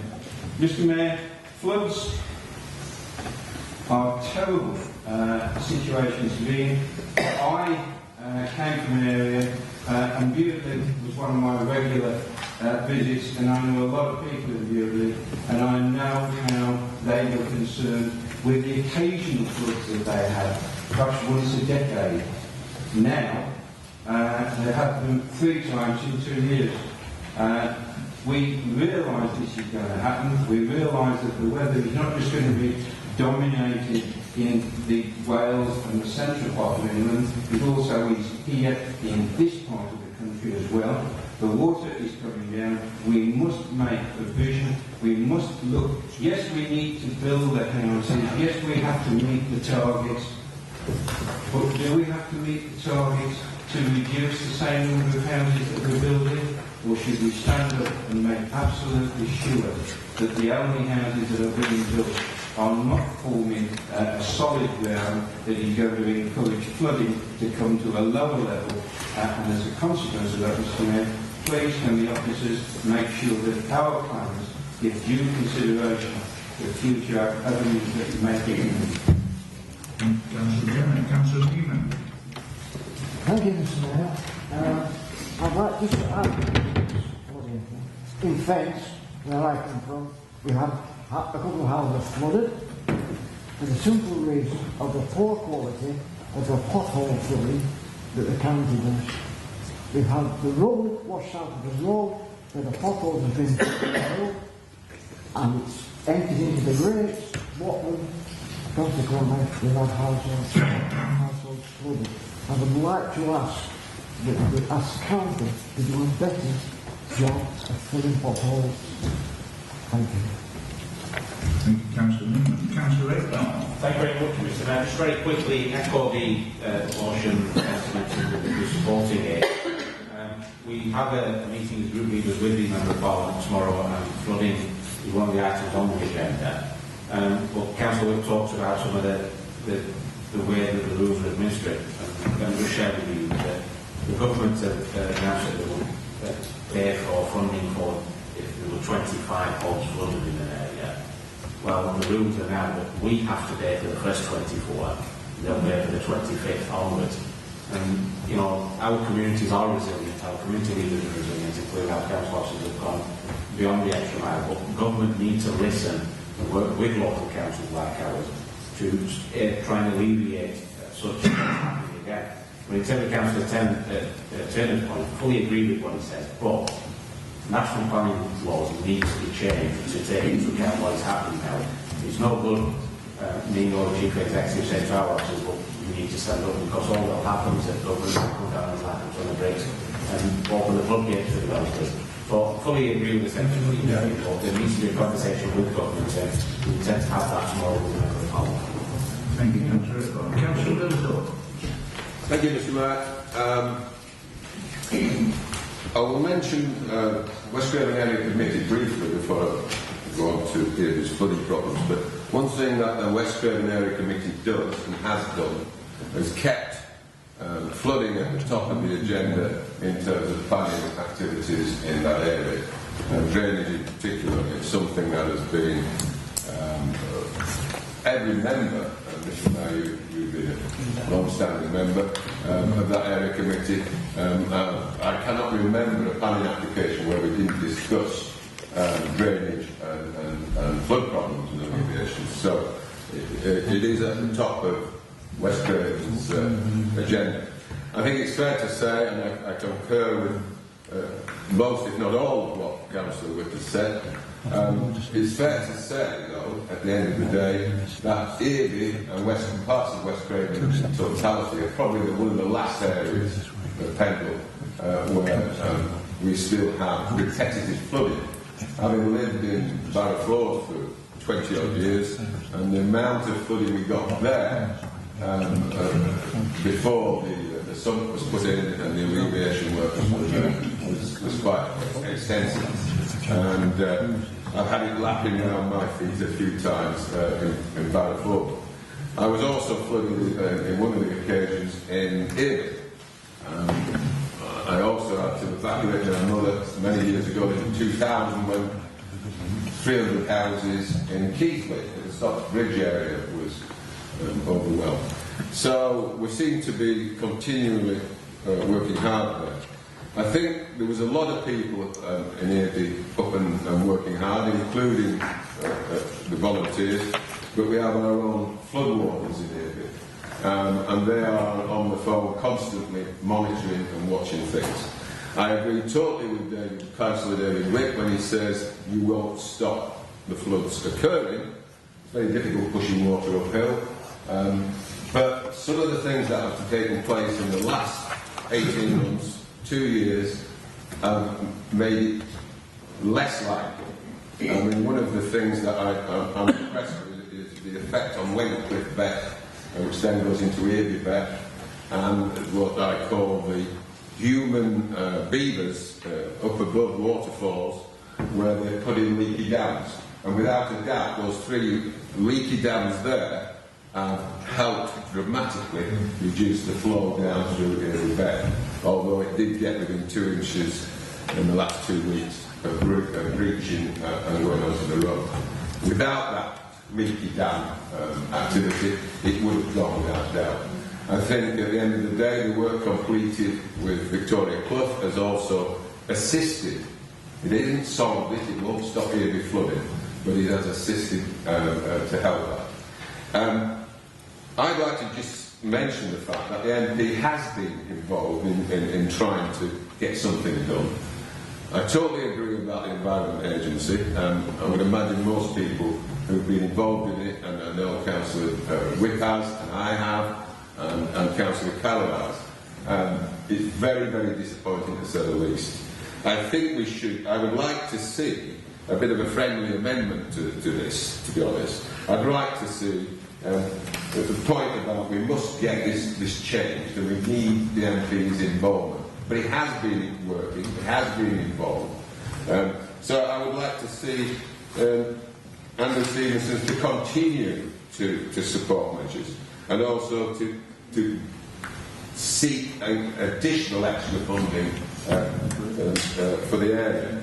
I think we've got to accept that it has been on the case. The fact that it hasn't managed to get the Environment Agency to do anything other than disappear at their own time is critical. It's important we keep him on side. It's important we recognise he has in fact been doing quite a bit. We've had meetings, several meetings. Councillor Wick has not managed to get the Environment Agency to move. I didn't manage to get them to move at the end of the day. But we must recognise the fact that the MP has not been sat on his backside. In this instance, he has been trying to get something done. I would just like to see that as a friendly amendment, if possible, Councillor. More than happy, Mr Mayor, to accept that as a friendly amendment. Thank you. Thank you, Mr Mayor. Yeah, I agree with what's been said. In any event, we have an excellent team of flood wardens who will come out just at the drop of a hat. They are really exceptionally good. And we are working very closely with the department as well. They've been brilliant and they're helping us as well. But I would like to stress, with LCC, if you would only clear the gullies on a regular basis and not when they get blocked, it would make life so much easier. But I would also like to give a special thanks to Gareth, our drainage engineer, who just comes out at drop of a hat, comes at weekends. He was with us a couple of weeks ago when we had some flooding, and he just mucks in and gets on with stuff. He's brilliant, he is. So, you know, even when it's at weekends, just over 2 weeks ago we did have a flood and houses did get flooded. Not badly because Victoria Plus did help. And the barriers that we've got, one of them worked really well. Did that. It was the fact of the automatic pumping station that failed, which again we have issues with Yorkshire Water, who say there's nothing wrong with it. But that's part of the course with them. Same as the Environment Agency. Total waste of space. So thank you, Mr Mayor. Thank you, Councillor. Councillor Greig. Yes, Chair. Yeah, I was asking the government some questions about this on Tuesday, and our new Environment Minister, or the government's new Environment Minister, Lord Goldsmith, otherwise known as Zach, told me quite clearly that the government thinks that local councils are important and should take the initiative on sorting everything out, which I thought was encouraging. But then he said, and therefore they should be paying for the first 25, and they should have been making plans and setting up a special fund in order to be able to do this. I'm not sure they ever told councils they had to do this, but that's what he told me anyway. I thought I would just pass that on. But what I'm not clear about is whether there is a limit on the responsibility of councils to pay out a similar amount of money. I think it's under the flood relief framework all this happens, to local businesses for immediate costs if they get flooded, because the government only provides the money for local businesses, which I think is 2,500, if there have been 25 houses claiming. It all seems very odd and illogical, but I'm not quite clear if they then provide the money for any more businesses flooded if the 25 houses has been triggered. So it's all very odd, really, and I wish you the best of luck talking to the MP about it, because it's stupid. It's just stupid. It's not a huge amount of money, but for small councils it could be quite a lot. The other point I want to make is that some of the flooding with Kiara I think it was, took place on the Notts Drive estate, the new Persimmon estate, when houses were flooded at the top of Notts Drive. These are old houses from the previous estate, and there were some houses flooded on the new Persimmon estate, and it was all to do with the amount of water coming down the steep hillside, and for whatever reason the culverts on the new development not taking the water. They'd been blocked apparently by mud and earth coming down from the development on the hillside, which had all been disturbed. And Persimmon, bless them, have told residents that they are not directly responsible for this, for compensating residents, or residents, at least one resident had to write the car off, for example, and it went right in the houses. That Persimmon said they're not responsible for compensation because it was an act of God. Now, I know that Persimmon have strange views about things, but I didn't think building the new houses on that hillside was an act of God. But I've been wanting to talk to Mr. Watson about it this week, but he's been on holiday, so I shall do so next week. But it may be that Pendle Council can intervene from the planning side to assist with the problem. Thank you, Councillor Green. Councillor Wick. Thank you, Mr. Mayor. In responding to the debate, I'll just pick one or 2 points up, well, 3 or 4. Councillor Newman talks about pothole and gully problems, as did Councillor Carroll. And with my other hat on as a county councillor, this is an issue I raised at the county council meeting this afternoon. I'm afraid that County Councillor Idden is far too high in his ivory tower to actually appreciate what's happening on the ground. And he was quite dismissive of the fact that Lancashire County Council were failing to clear the gullies out. And I suspect that there'll be everybody in this chamber, including all my Conservative colleagues, who would disabuse him of that notion. He may well be watching on webcast, you never know. So we could take a straw poll about that. However, more positive news, Councillor Goulthorpe referred to the leaky dams. This is a very small pilot project which is being paid for by the Leeds City region to reduce to hold water back on the hillsides and to reduce the flow coming down all at once. In order for that to be effective, it needs to be replicated on a huge scale, and perhaps Councillor Tomwick will again come onto that in his motion later on. Councillor Greaves talked about local councils should have to pay. He says, well, it's not a lot of money, but actually, if we're talking about flood resilience funding of £5,000 per property, emergency funding, which it adds up, council tax relief and business rate relief, it is a sizable amount of money.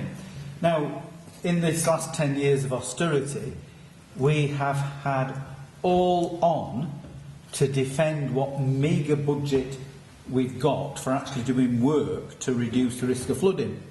And there was praise for Gareth Aspey, quite deserved praise for Gareth, who's our drainage engineer.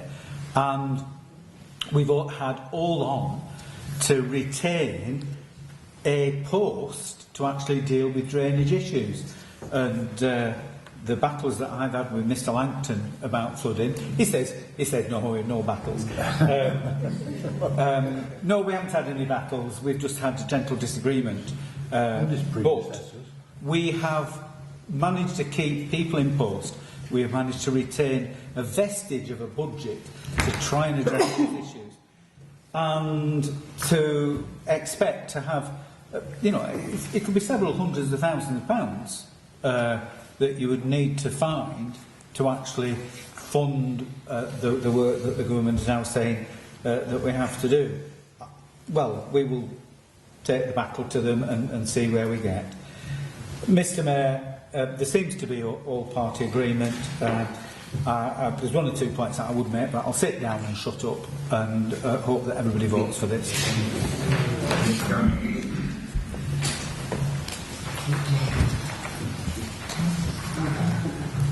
Okay, we'll go straight to the vote on this particular issue then. All those in favour of the motion as presented on the pink sheet? As amended.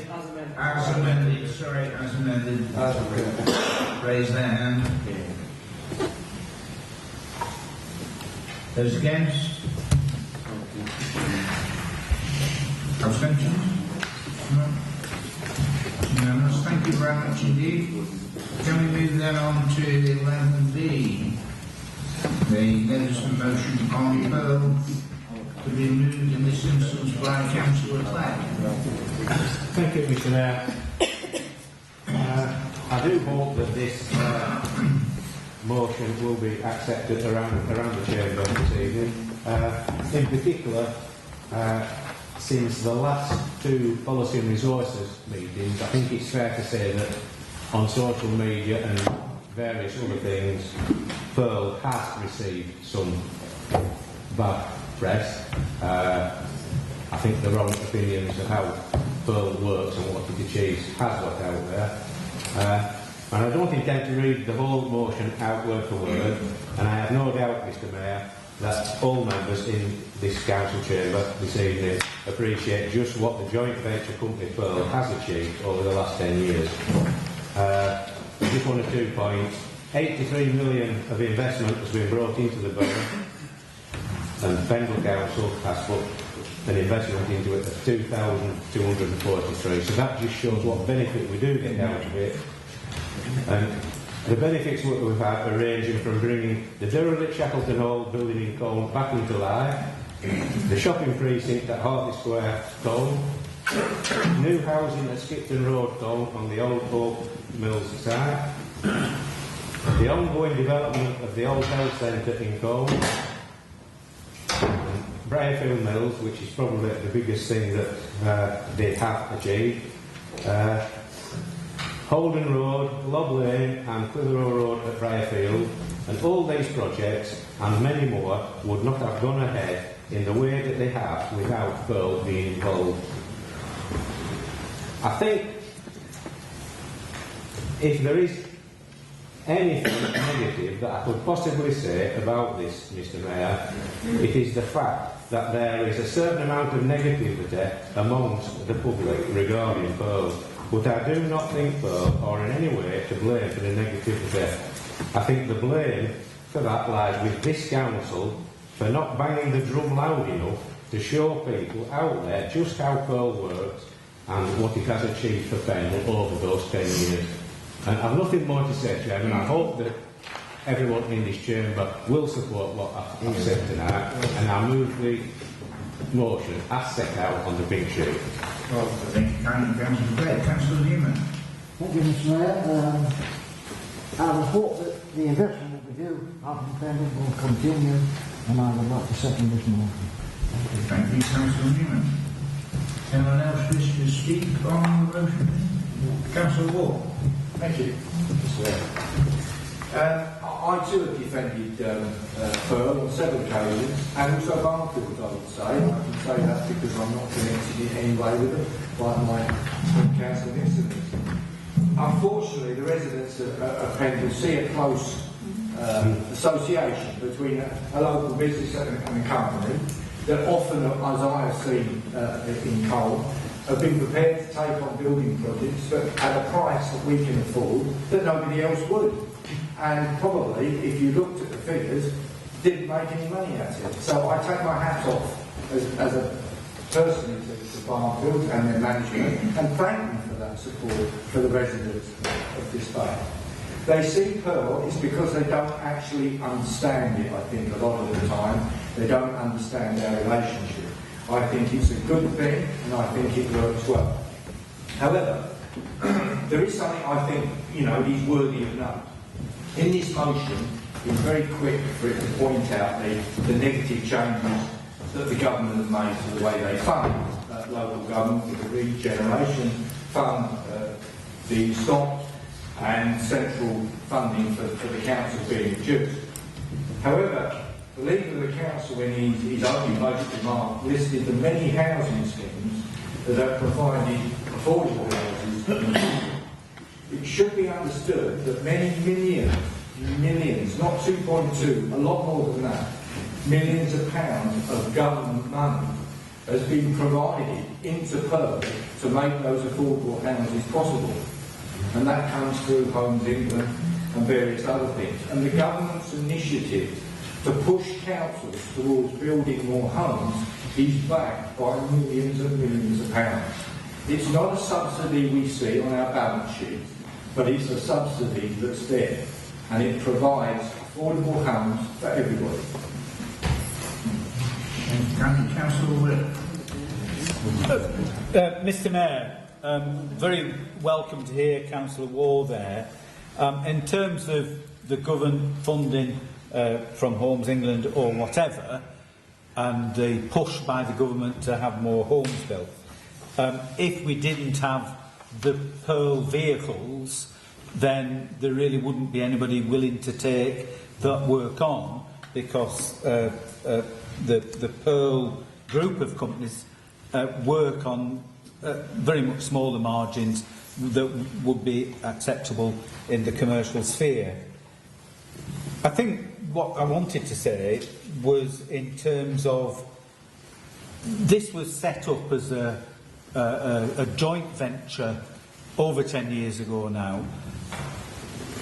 When that was done, we had a thorough, open tendering exercise, and it could have been any set of companies that came to partner with Pendle Council to create that joint venture. It could be Eric Wright Construction, for instance, or any number of them.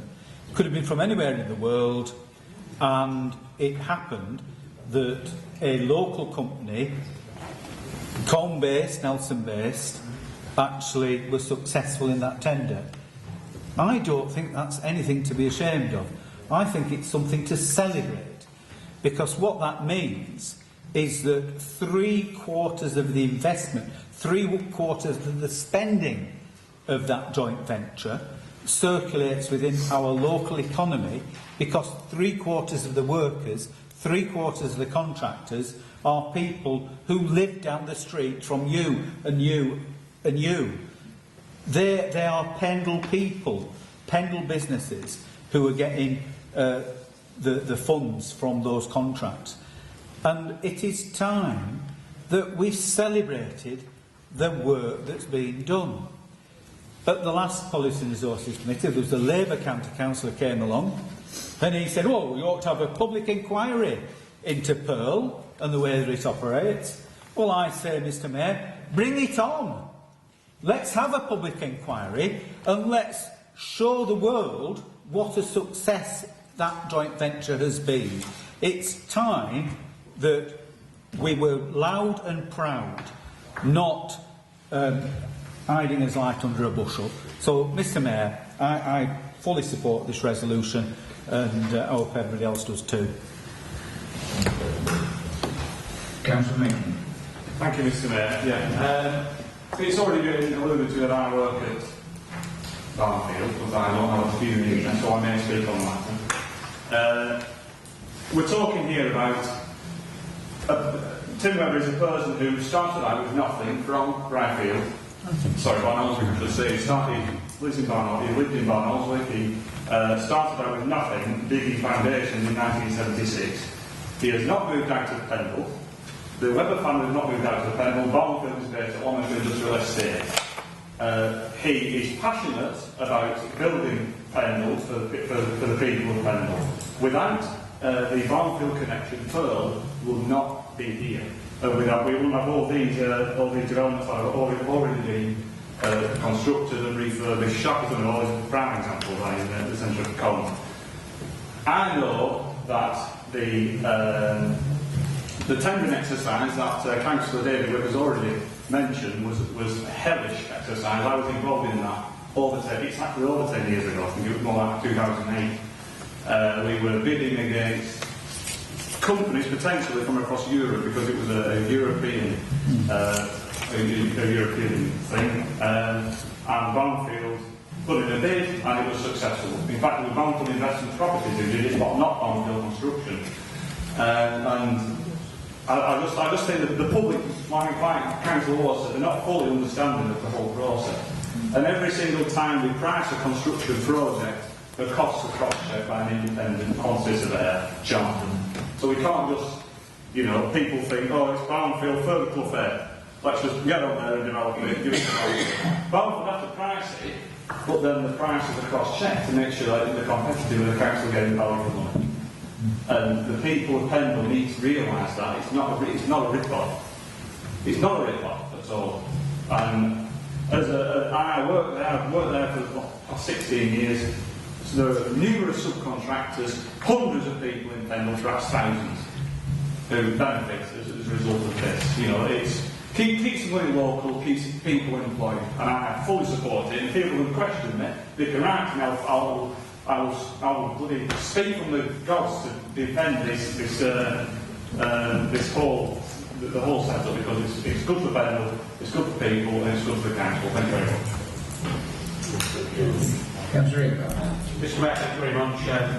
In terms of obviously I've been involved with the council in terms of for a number of years.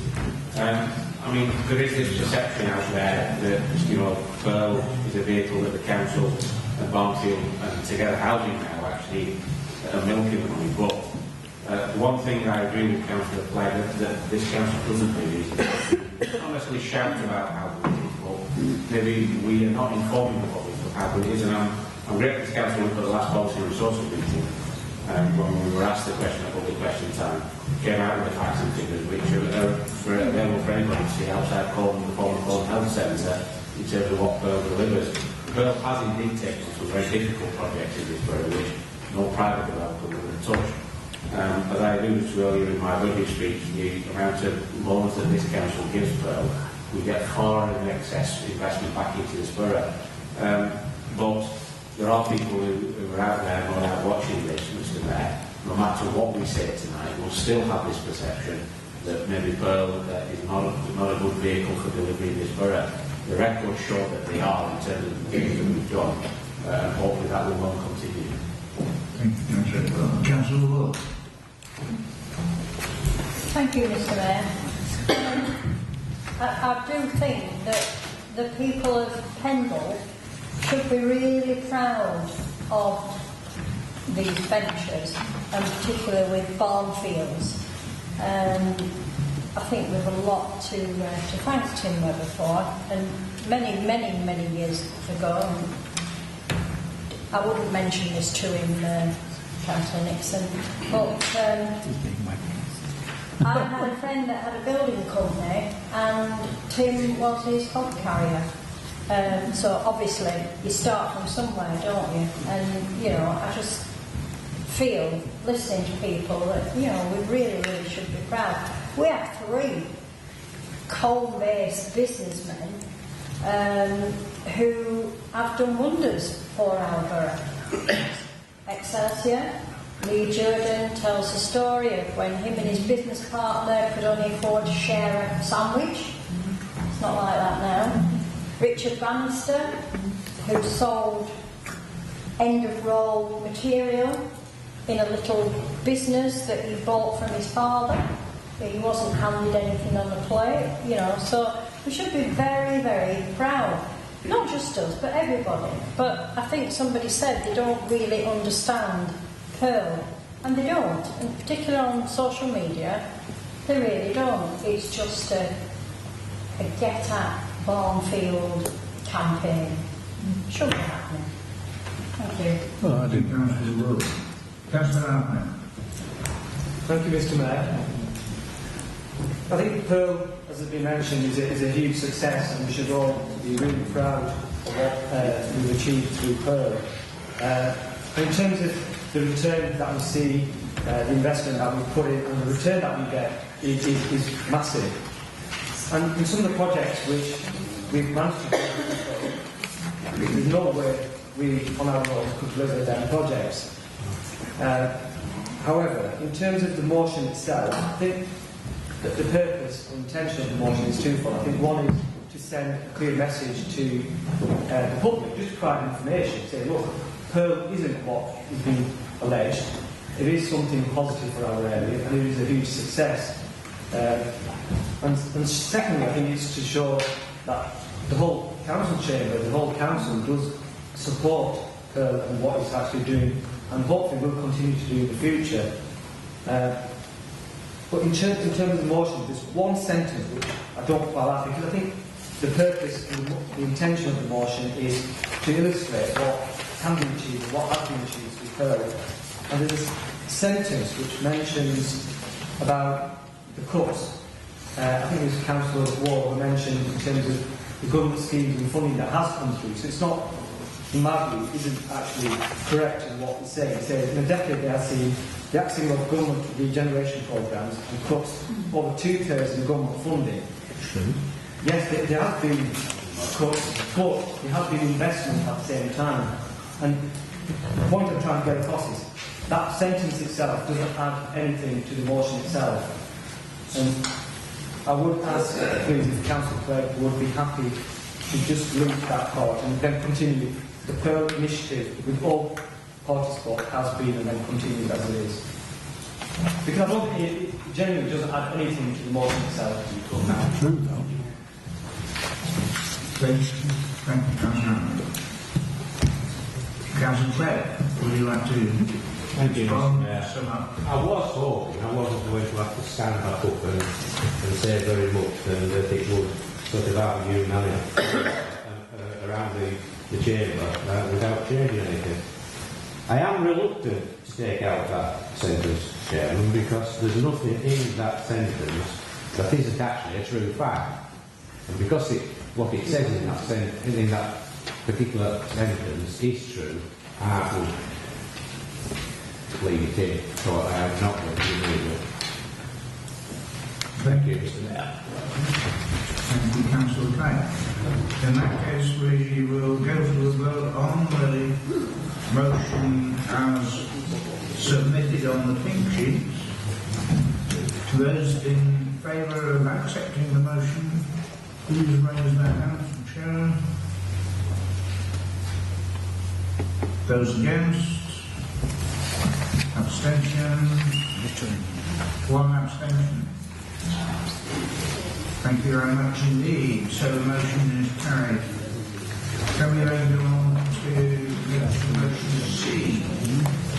Motion on littering to be moved by Councillor Lamb.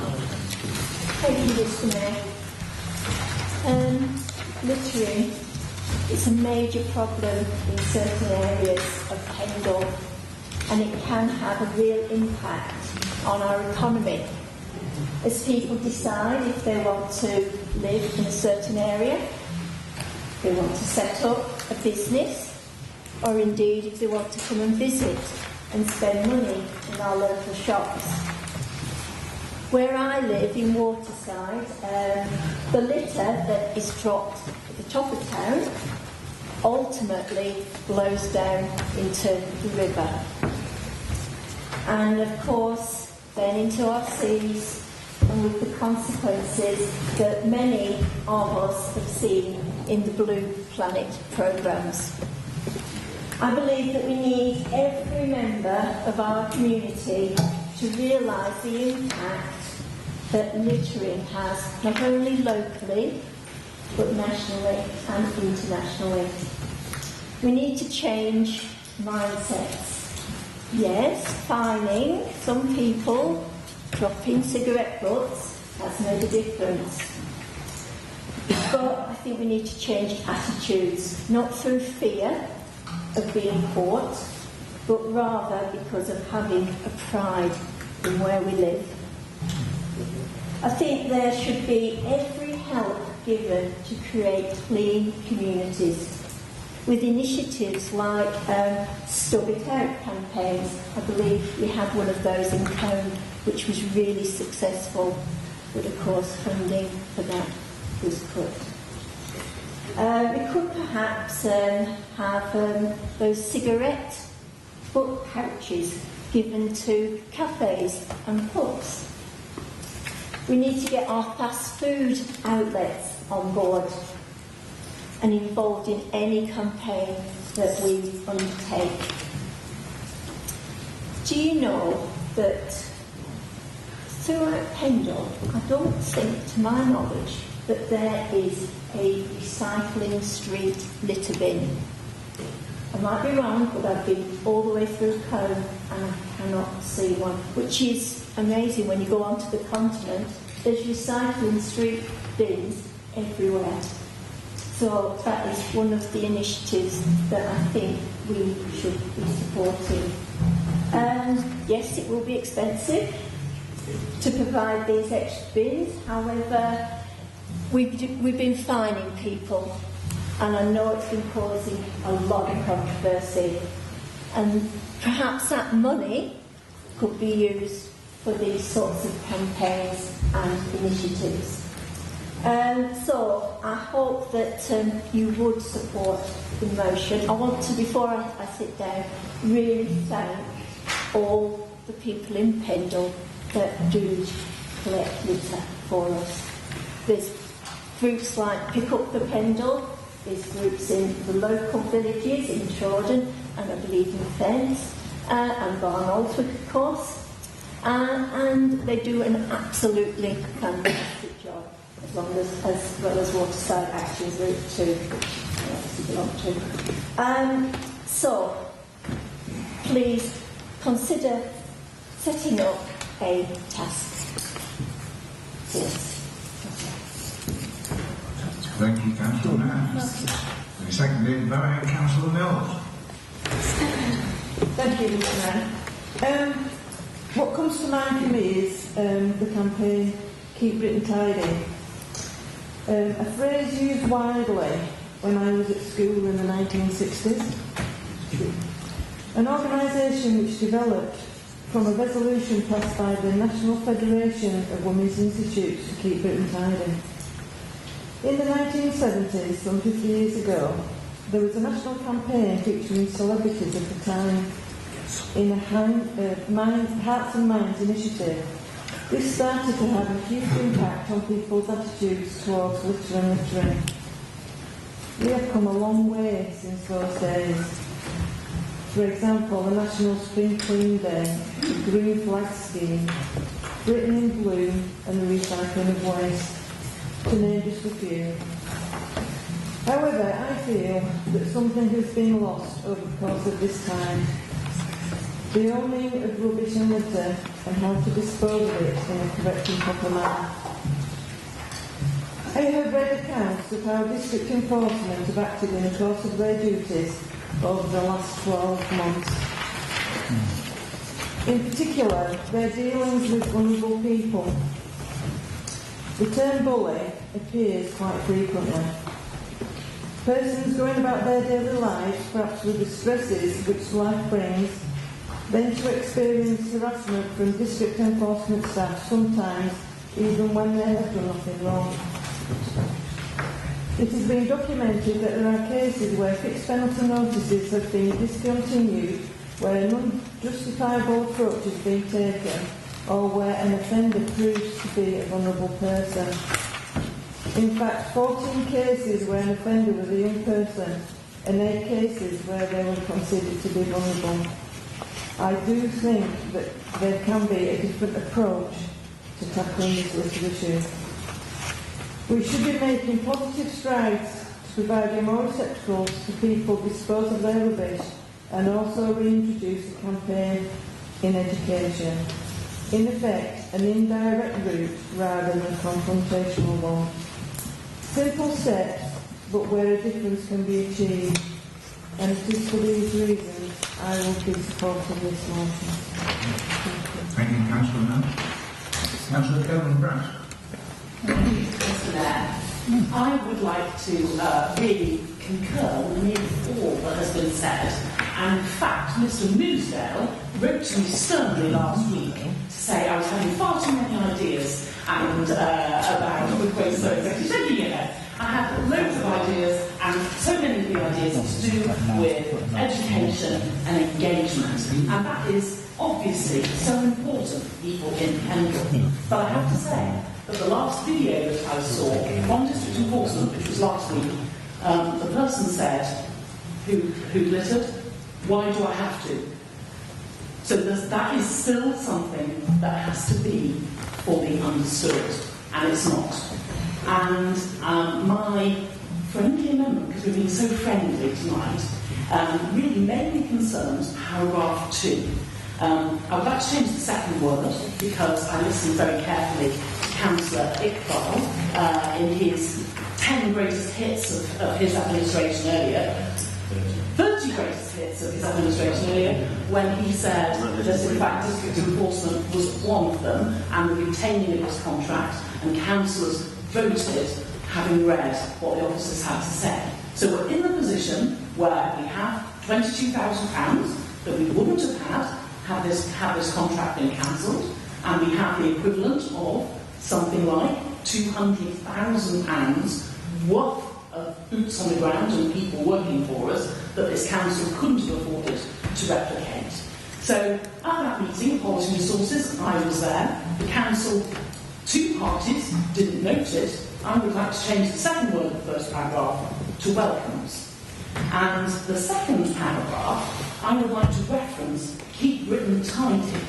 And I would like to change it to Council believes that the most effective way of reducing the level of littering, like keep written tidy, is education, engagement and enforcement. And only then will we effect behaviour change that will help to decrease littering and flight. Then the rest of it all flows together in a logical progression as far as I can see, because it is something that we want to do, to work together with Pick Up the Pendle, Forward Parish Council, Trawley Parish Council, so many groups, Alice's group, the Waterside Action Group and Home Bid, who are all working to try and get that community engagement. And only this week I heard from Mr Walker, who said that the first thing that he was doing is working with big businesses on a local industrial estate, and the district enforcement team there are giving out the cigarette butt pouches. So they're going to get those big companies engaged and their workforce engaged, and that will hopefully galvanise part of a bigger movement. So I do hope that you'll accept my amendment. Just before we continue, can you repeat the second amendment in full, because it's been along quite a while? All right, yes, second paragraph. So the first thing is in the first paragraph, the second word changed to welcomes. Yes. And then in the second paragraph, it's just the same as it is now. The council believes that the most effective way of reducing the level of littering, comma, like written tidy, comma, is education, engagement and enforcement, because only then will behaviour change be effected and help lead to a decrease in littering and flighting. Thank you. Just a second. So, will you accept that, Councillor Mann? No, in that case. Councillor Turner first and then Councillor Briggs. Thank you, Mr Mayor. Mr Mayor, how wonderful it was to hear of district enforcement giving out the cigarette pouches. I'm pleased to see that. And I'm also pleased to have heard of instances where people have been found guilty of disposing of cigarette butts on the road, on the footpath, being penalised, and have accepted their faults and have changed their attitudes. And as a consequence of that, long term one can see benefits coming from there. We know of certain members who have been working for 40 years on litter enforcement, and we must applaud them for it. But we are now beginning to see a turning circle, and I'm sorry, because people are being penalised for littering. And once one gets into the habit, it becomes a regular habit, and when people are walking down streets, and instead of falling over the litter is being taken home and disposed of effectively, or put into litter bins, so much the better. The paragraph, on the fourth paragraph, when you were talking of fast food outlets, in a previous authority, we had difficulty with fast food outlets to start with, but in our planning, in our licensing section, we actually brought strict regulations for fast food environments to actually provide 1/2 bins that had to be placed inside and outside of their premises, and with them encouraging people to utilise them. If they didn't, it was the outlet that was kept responsible for the litter that was outside. So therefore they had a lot more input into making sure it happened. Can I say I applaud Councillor Mann for her community work and for her efforts with young ladies, and I can see her commitment with this motion, and I would therefore suggest that we must do all we can to encourage people not to litter, but to demonstrate to the rest of the population the benefits of walking in litter street, clean streets. Thank you, Mr. Mayor. Thank you, Councillor Tanner. Councillor Breach. Thank you, Mr. Mayor. I'm going to resist having a debate about district enforcement here, or at least I'm going to resist saying anything about it, because that decision has been made by the council, and whether it was right or wrong, I think it was wrong for, not because I'm against taxing people with litter, but for other reasons I'm going to talk about tonight. I think this amendment is a silly amendment, and I think it's an unhelpful amendment, and I think it's an amendment which, if Councillor Coburn-Price has any understanding and sense in the way this council can move ahead in unity, she should withdraw it. The reason I say this is that it is a positive motion. I had nothing to do with it, but it is a positive motion which is being put forward as a means of moving ahead to make the best, the very best, of the position that district enforcement are going to continue to be employed. It's about using the money that they provide to the council for positive ways in which people can be helped, educated, encouraged, worked with to stop dropping litter and to stop fly tipping. And it was put forward in the belief, as I understand it, that it would provide unity in this council, that it would be adopted generally. And here comes Councillor Coburn-Price introducing an element of discord. No, I can't imagine why she does this, but introducing an element of discord into something which we all ought to be uniting round. So I would suggest that she withdraws her amendment. We know what she thinks about district enforcement. We know that other people have different views. We know that the council has decided to continue and to set up some structures which it's hoped will improve the position. That's fine. It's happened. We're going ahead. Now let's move forward with a different thing, which is to actively and positively and constructively encourage and work with people in Pendle so there's far less of it in the first place, either for anybody to pick up, for the council to sweep up, or for people to issue tickets over. So I would suggest that it's an unhelpful amendment because it brings discord when there ought to be unity. Thank you, Councillor Breach. Before we go any farther on this, and I have notification to Councillor Goodthorpe and Councillor Henderson wish to contribute. Do we have a seconder for an amendment as suggested by Councillor Coburn-Price? I'll second. Yeah, and I want to speak to those first. Do it now. Yeah.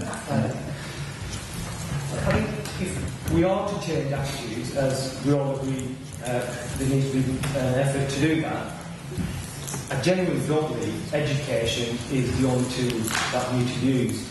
It is about education and enforcement at the same time.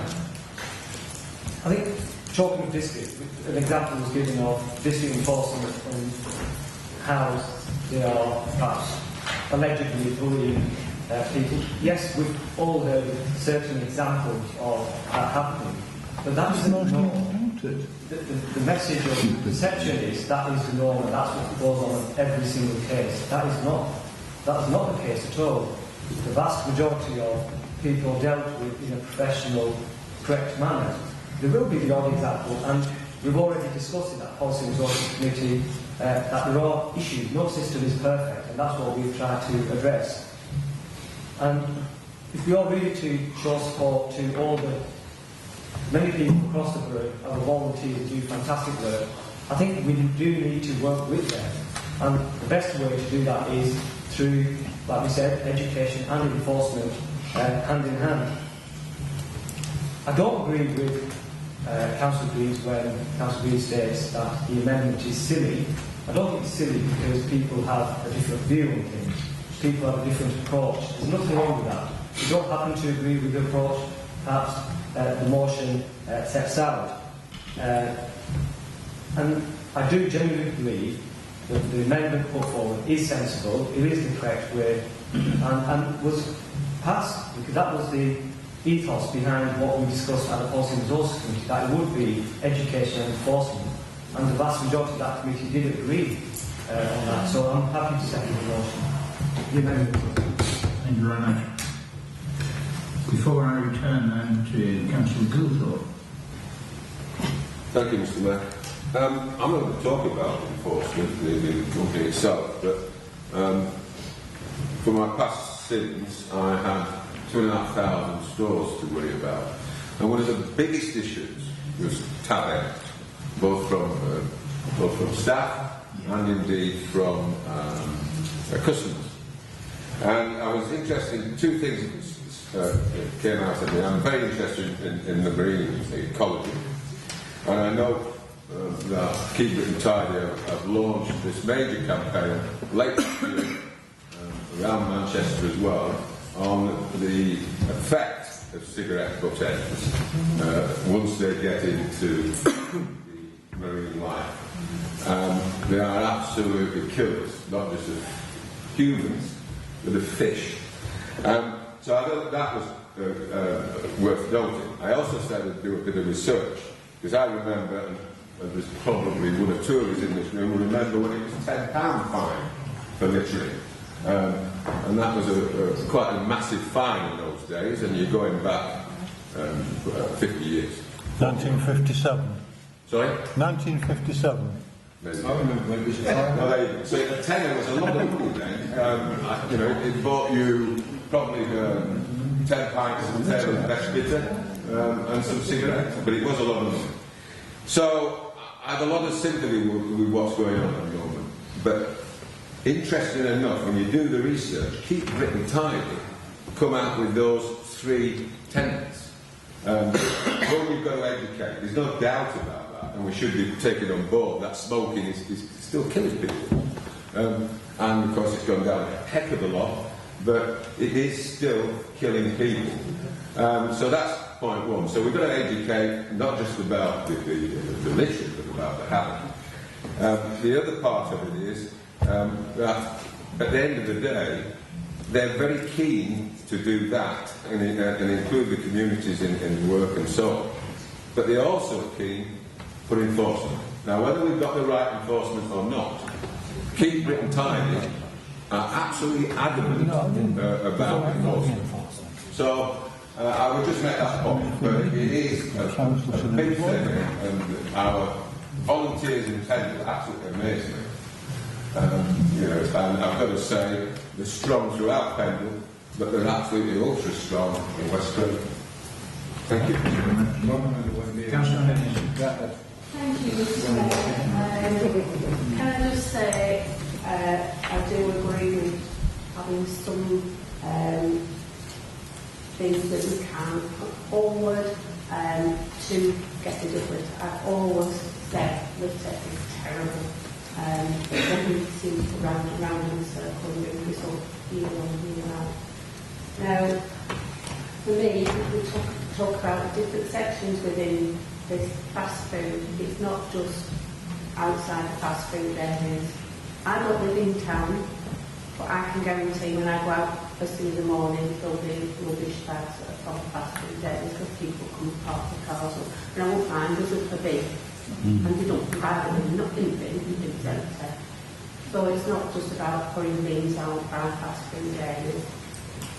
Secondly, cigarette ends. As you all know, I work for the NHS and there's always cigarette ends outside the door for the hospital. And I think it's disgusting. And no matter what you do, put signs up, say to people, don't you can't smoke here, cigarette ends in the bin. People will still do cigarette ends on the floor. Yes, cigarettes do kill people. COPD is on the increase. People here who do have COPD, a man who's just passed away from end-stage COPD, and she always said if she'd have known what she knows now, she would never have started smoking. So, cigarettes are a killer, one way or another. The last thing I want to mention is your fixed penalty notice on dogs, not on me. That's impossible unless they're not on a lead walking through town or in the centre, because there's nothing in the way that you can put a fixed penalty notice on somebody with a dog walking through the street. There's nothing there, it's ignored. But yeah, I want to see something that is positive from this council going forward that we can try and stop literally. Thank you. Thank you, Councillor. Any other speakers on this one? Councillor Kevin Price, would you like to say anything more in terms of your amendment? Okay. You shouldn't have to. You are. I think the more exposure she has, the better. The three tenets of keep written tidy, which Councillor Goulthorpe reiterated, are so important. And they are part of this council's zero tolerance on litter. This is the council that only a few months ago declared a climate emergency. And so therefore, to me, we should follow the experts who know how best to try to engage with the public and how best to change behaviour. So I am totally supportive of Councillor Mann. I'm totally supportive of all the hard-working community groups that get out there into shrubbery as I do, falling into shrubbery sometimes and getting all of that litter. But there has to be the other side of it, and that's just why I changed that second paragraph as an amendment, just so that it represented what was agreed at the Policy and Resources Committee. Councillor Mann. To wrap up the debate on the amendment. On the amendment. Well, when Councillor Kevin Price mentioned welcome the decision of the Policy and Resources Committee, okay, I've accepted it and noted it, but I don't actually welcome it. A friend of mine, she was followed by an enforcement officer. I was surprised that you actually saw a tape of an incident, because when I asked to do the similar thing, I was denied because of data protection. However, she did do the dropping of the item. She accepted that, but the fine had her wrong name and also the wrong location. And so I do not agree that really that enforcement agency is perhaps the right way to go. So I would say that we should really just accept these words. We've accepted that there are enforcement agencies in Pendle, there's no problem about that, but I think these words should be there. Thank you, Councillor Mann. So we're going to have a vote, show of hands on the amendment, as proposed by Councillor Coburn-Price. Those in favour of accepting the amendment by Councillor Coburn-Price, please raise their hand.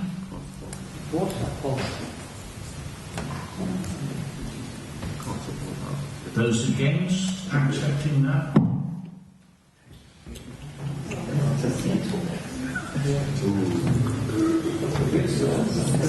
So the amendment is lost. Can we therefore go straight to the vote on accepting the original notice of motion as printed on the sheet?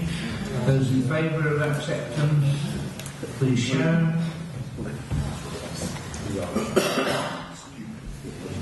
Those against? So the motion therefore is carried as on the printed sheet. Can we move now on to item D, tree planting, to be moved by Councillor Thompson. Thank you, Mr Mayor. My colleague Councillor Whip earlier in his budget proposal alluded to the Woodland Connect scheme, which is the Ribble Rivers Trust's initiative to plant a vast number of trees in the Ribble catchment. I appreciate that not everywhere in Pendle is in the Ribble catchment, but I'm sure that everyone can support the planting of trees in Pendle. And I would like to just go through the method that the Ribble is a very hard thing to say. Ribble Rivers Trust goes through. They take a very science-first approach. They have spent a lot of time collecting data. They have maps that have overlaid data on the impact the trees will have on people's mental health, the reduced risk of flooding, the reduced amount of temperature rises in water, keeping fish populations healthy, and a myriad of other things that just can make our water systems in Pendle and the surrounding areas in Lancashire better. And I would like to go back to Councillor Goulthorpe's point of you can't put water back uphill, but you can keep it there. One of those ways is leaky dams, but another is trees and hedgerows.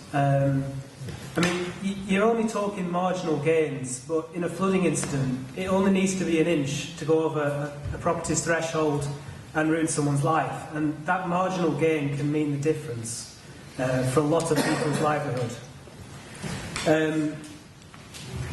And that is really why I put this motion in today. It's about getting the right tree in the right place to improve our environment, improve our lives, and protect people's lives. And one of those ways I think we can make that happen is for Pendle Council itself to pledge to use its land, which is currently not being used, for tree planting where appropriate, and to also ask the town and parish councils to do the same. I know that Barnoldswick Town Council already has pledges to use its land in parks and other miscellaneous pieces of land to improve planting. And I also ask this council to consider tree planting near watercourses in the development of the planning. And it's very important that we keep sites that are important to the rivers, not to be built for housing, but to be kept, to be used for leaky dams, to be used for tree planting, hedge laying, just to protect downstream. Mr Mayor, I move as read on the pink sheet, and I thank you very much. Thank you very much indeed, Councillor. Seconded by Councillor Green. Thank you, Mr Mayor. This motion really brings three things together. It's now nearly 2 years since, it's about 2 years since the government announced that it was going to develop a northern forest in combination with the Woodland Trust and other people between the west coast and the east coast, and including most of historic Lancashire and historic Yorkshire and some other places, and for some strange reason it missed out what is now the county of Lancashire, and so the forest was L-shaped with this great bite out of it which consists of Lancashire, and it was clear nonsense, and it was done for bureaucratic reasons really as to the position on the ground in Lancashire and the fact that Lancashire County Council hadn't shown much interest. I moved a motion at the annual meeting, I think 2 years ago, nearly 2 years ago, saying that we ought to get people together and organise a campaign to get included in it, at least our part of Lancashire, in East Lancashire. That was passed, but then nothing happened for a year, and getting this meeting set up has taken an enormous amount of time this year as well. Then the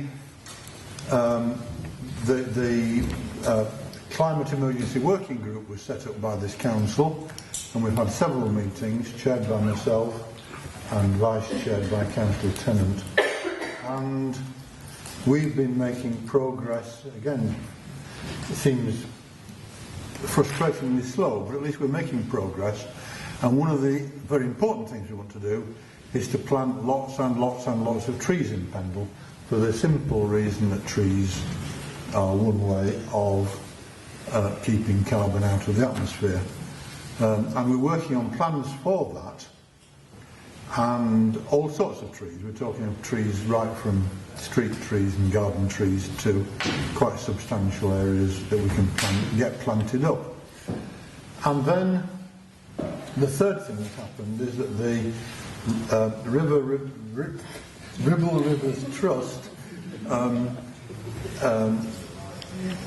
got itself together to organise a really serious tree planting within the Ribble catchment area, which, apart from West Craven, all of Pendle is in, of course, and do that part of action for the climate emergency, but also, as Councillor Whip said, action to improve the drainage, the hydrology of Pendle, and to provide much greater biodiversity within Pendle. And so these three things come together. The meeting, which was originally called for nearly 2 years ago, is about to take place, and Jack Spees, who is the person, I forget his title, but he's Chief Executive of the Ribble Trust, is going to come and give a presentation. We hope that people will be there. We think that people will be there from the Woodland Trust. And in the meantime, towards the end of last year, it emerged that without any great announcement, the government and the Woodland Trust had accepted that the county of Lancashire ought to be included in the Northern Forest. So that argument's been won. So these things come together. There is a meeting in this building at 10 a.m. on Friday the 13th of March, to which everybody is invited, and I hope that as many people as possible who can come at 10 o'clock on that Friday morning, in a fortnight's time, will come along, because I think it is going to be a very important initiative, which, as we take it forward through the working group and through the trust, is going to transform the landscape of Pendle, I think. Actually, if you compare photographs of Pendle 50 years ago, particularly the Nelson and Colne Valley, with photographs now, or just look out of the window and see what you see now, one of the astonishing things is that the number of trees is far, far greater now than it was 40 or 50 years ago. And that has happened partly because of tree planting initiatives by this council in the past, and I can think of half a dozen in the South Valley of Colne, for example, and around. Partly that, and partly because fewer people nowadays are going around chopping down trees for firewood because they haven't got coal fires anymore. and there's other reasons as well. I'm sorry. I'm beginning to ramble. Friday the 13th, 10 a.m. here. Please come. Thank you. Councillor Nixon. Thank you for this, Councillor Whip. It's an excellent motion. I fully support it. We're obviously working together in the early stages of the climate emergency working group, which is going rather well. I've got a couple of questions. The catchment area of the Ribble Rivers Trust, does all of Pendle appear in said catchment area? If not, it's part to do. And the second question is, will a working group or something similar be set up to discuss which land is to be made available in Pendle for tree planting? If so, I would like to part of. I think we do it through the climate emergency. Thank you. Thank you, Councillor Nixon. Councillor Bilville. Thank you, Mr. Mayor. I must support 100% Councillor Tom Whip's comments. I'll try my best to point the Ribble Rivers Trust. Very difficult, I'll be brief because time is marching on. Two things. Trees, very close to my heart. A mature tree will take out several thousand litres of water in a season. Trees will take more water out of the land than grass does. So I'm all for doing that with trees. So great opportunity. I'll close now with one plea. I know of a nice bit of green grass in Earby called Bailey Street, which needs trees planted and will take water out of it. So can we put his money where his mouth is? Yes. And grow some trees in Earby, please? Yeah. Thank you, Mr. Mayor. Thank you, Councillor Carroll. The scheme that's happened up at Moorfield Farm, they've planted trees and done the leaky dam, and I really do think that's helped the event in the recent floodings. And I have to say, I totally concur with Councillor Goldthorpe. Bailey Street would be an absolutely excellent area to plant trees. You would need to water them because of the spring in the middle of... Exactly. Thank you, Councillor Carroll. Councillor Newman. Solved. Just a quick one this one. Planting trees, yes. We've got plants on the side of houses or housing estates. Open fields, yes. But we also must include hedgerows. Don't put fences up, put hedgerows, because they too. So, help with the flooding and the control of water. And what I'm about that, definitely. Yeah, okay, thank you. Thank you very much. Councillor Henderson. Thank you, Mr. Mayor. I've been really brief. I mean, we're all talking about trees, wooding, etc. But trees do have potentials as well, especially for climate change, because one tree produces enough oxygen for people. So the more trees we have, more oxygen we have, which is actually against the health sector. Thank you, Councillor Henderson. Councillor Lewis. Thank you, Mr. Mayor. I just wanted to see if I could say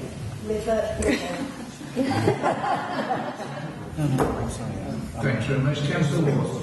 Thank you, Mr. Mayor. All I would like to say, I did notice in the motion you mentioned private landowners. They're the ones that own most of the uplands around here, farmers and the like. And I sit in my house and watch the water go down to Earby and other places.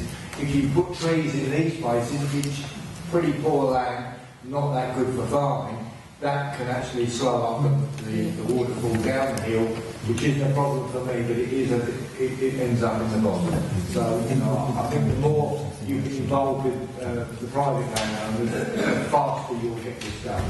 And I happen to have a few acres if you want to plant. Thank you, Councillor Lewis. Councillor Whip, Tom, would you like to respond to what we've heard and sum up the debate before we move to I would.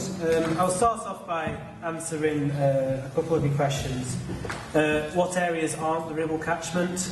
That would be Earby, Salterford, Kelbrook, and a tiny bit of Barnoldswick.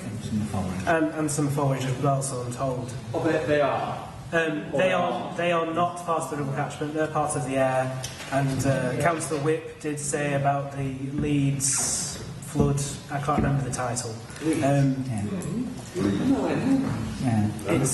Don't worry about it. The second one, how to identify sites. I think majoritively that should be through the current climate working group. I think that fits well.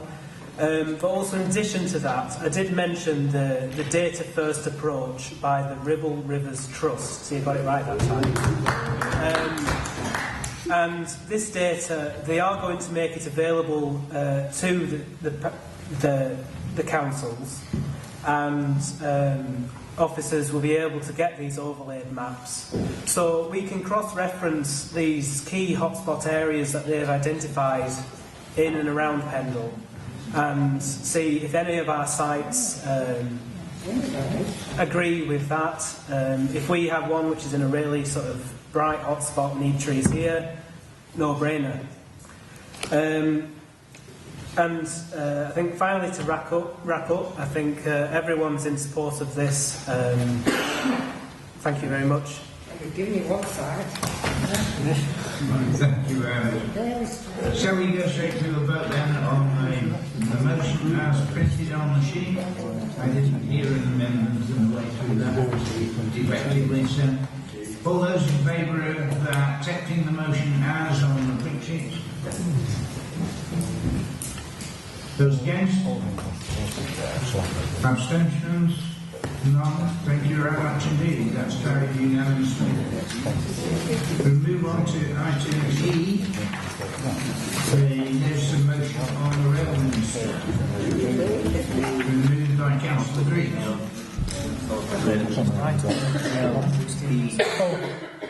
Yes, Mr. Mayor, thank you. Well, it's fairly clear, as set out. There's a meeting I gather by high-powered people in this council with Mr. Stevenson tomorrow, so perhaps it can all be talked about then. I think, I mean, it is unusual, or it's not happened for quite a long time, that a Member of Parliament for Pendle has been in the reasonably high ranks of government, and the last time it was an important job, but it was quite a long time ago. And I think that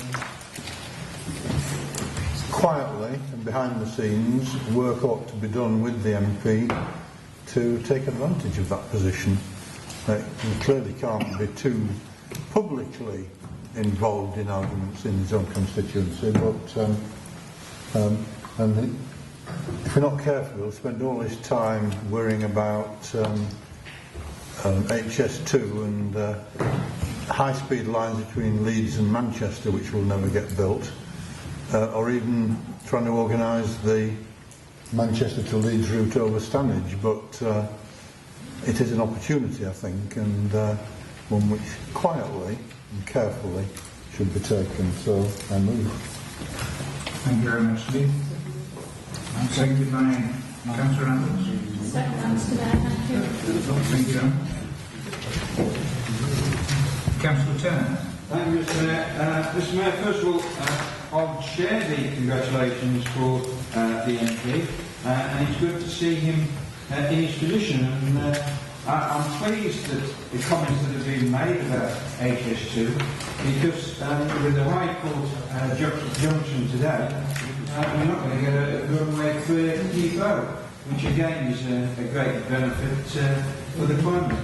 But we're going to need fast transportation down to the south of England, and I'm sure that he can effectively work out 20 years that was being alluded to at an earlier stage. I have spoken to members of the county who, in a recent visit here, shared with me my opinions on how we could perhaps improve not only Pendle, but the whole of the North West.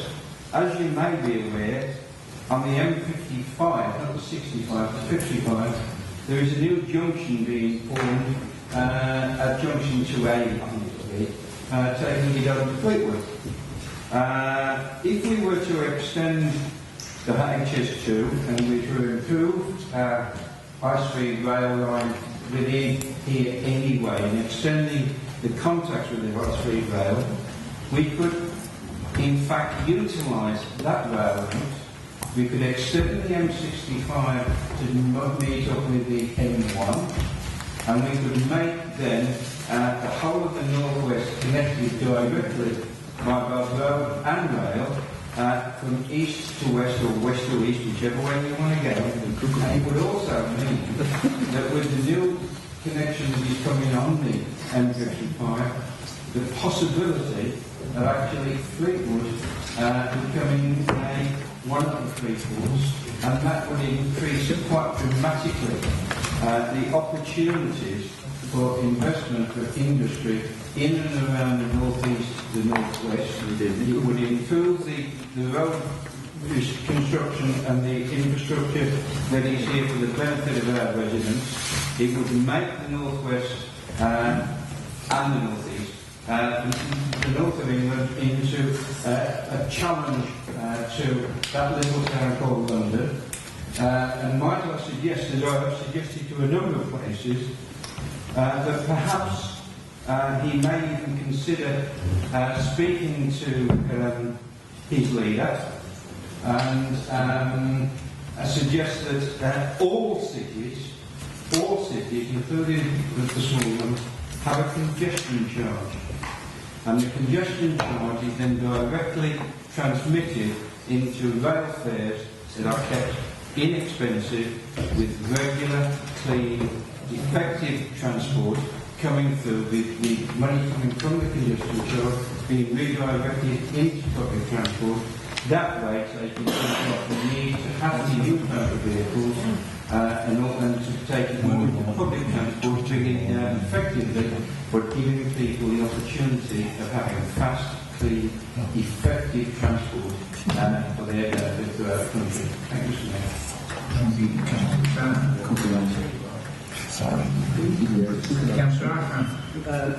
Happy to support the motion. Just one amendment. The penultimate paragraph which says it urges Mr. Stevenson to use all his influence. Could I ask if Councillor Breed will accept the word it urges Mr. Stevenson to continue to use all his influence? Yes. Just a minor word. Thank you, Councillor. Councillor Breed. Well, I mean, I can't get terribly worked up about this. The point is, it's the position we're in now is new. It's not continuing anything. He's the damn railway minister, for goodness sake, and it's the fact he's become the railway minister which makes everything different. But if it makes Councillor Ahmed happy, why should I worry? Can we go straight to the vote on this with the amendment that in the second paragraph there it urges Mr. Stevenson to continue to use all his influence. Those in favour of the motion, please show. Those against? Abstentions? None? Thank you very much indeed. Let's move from rail to road then. The M65. Motion was moved by Councillor Newman. Thank you, Mr. Mayor. Now, I'll keep it short this week. This involves everybody, and I'd like the support from everybody. What is influence here on this piece of paper is correct. I've been involved for 30 years in vehicle recovery, and I've seen the devastation it causes. On this motorway, the county, under the instructions of the government of the time, took away the barriers and put concrete central vegetation finish. Since then, it has caused many a problem for people coming into Pendle and going away from Pendle. We have flooding, and we took away the lights, so the visibility is very poor, and at night time you cannot distinguish the road from the water that collects. So I think personally we should ask our Ministry of Transport to consider putting back the lights on the M65, because these lights they can be generated by moving traffic. You don't have to have cables anymore. The lights can be lit by the motion of vehicles. And also, at the other side of Birmingham, they are now erecting the old type barriers. So, could we have those old type barriers, or whatever, or now put back in the concrete ones straight away? Because the concrete ones are causing a problem with the flooding. Water can't get through there. If there are open barriers, grates at either side of that barrier can take more water. So I asked everybody here if they were supportive, but we asked Alan to reinstate the lights and all the drainage system. That was looking at as well. Okay, thank you very much. Thank you very much, Councillor Newman. Councillor Tolman. Thank you, Mr. Mayor. I second this motion, and I'd like to tell a tale. I went to Blackburn a couple of weeks ago, and what do I see when I'm driving there? These metal barriers being replaced in the central aisle. And it's just ridiculous that taxpayers' money was spent by the county council, by the government's say-so, on the concrete barriers down their section of the M65. Why Highways England are replacing like for like when the residents of Pendle had to fork out millions of pounds to replace the metal barriers for those concrete ones at the end of their life, I do not understand. And I would just like to reiterate that the lighting is bad as well. Yes, thank you, Councillor Webb. Councillor Turner and then Councillor Allen. Thank you, Mr. Mayor. Mr. Mayor, I can support Councillor Newman on a lot of what he's saying. I must point out that I spoke to Councillor Innan on a number of occasions on highway difficulties in Beaufort, and he didn't sit in an ivory tower. What he did do was, 2 days later, he came to a pre-arranged agreement, and we went for a site visit. We went for a ride around Beaufort and actually on a motorway, because I actually mentioned about the flooding and that is coming from the concrete barriers. And Councillor did note, because he was passenger, he said it was good that he could actually see, and I observed the infrequency of the drains and the outlets into the drains that were on these concrete barriers. And he did confirm that he was going to arrange for some work to be done to undertake to look at them, aim to clean out the drainage, and also to see the effectiveness of the drainages that are there and the possibility of adding additional drains so as to relieve the flooding that is on the motorway. And he did, in fact, I understand, and there was action there where people actually came and did a survey of it in February, and so I'm waiting to see what the response to that is. We also went on a number of other issues in and around Beaufort, and I'm pleased to say that a lot of the work that we pointed out to was done very quickly. I like the way that some people use social media, as they tend to, especially young teenagers, to suggest that it was their input when they actually asked for it the day before it was done. They forgot that somebody had done it before. Never mind, he stands for election, he might have. The thing is, Mr. Mayor, Councillor Eden did come, Councillor Eden is prepared to come and visit Pendle and to look at the problems that we have. He's quite happy to see them. As far as the lights on the concrete barriers, perhaps we could look at the idea of putting solar powered lights simply across the top that would in fact be activated by traffic coming along, and by having it installed would actually cost no cost of usage once they're happening. Thank you, Mr. Mayor. Thank you very much, Councillor Ahmed. Thank you, Mr. Mayor. I totally agree with Councillor Ewing. I think it is a sensible motion, and I think the number of residents across Pendle who do raise this issue on a constant basis is huge. So totally happy to support it. And I think even if it saves one life, I think it's worth us trying our best and urging Lancashire County Council to reinstate lighting. Yep. Thank you, Councillor. Councillor Webb. David. Thank you, Mr. Mayor. 2 points. Firstly, the bizarre situation with the Arco barriers, the metal barriers in the middle.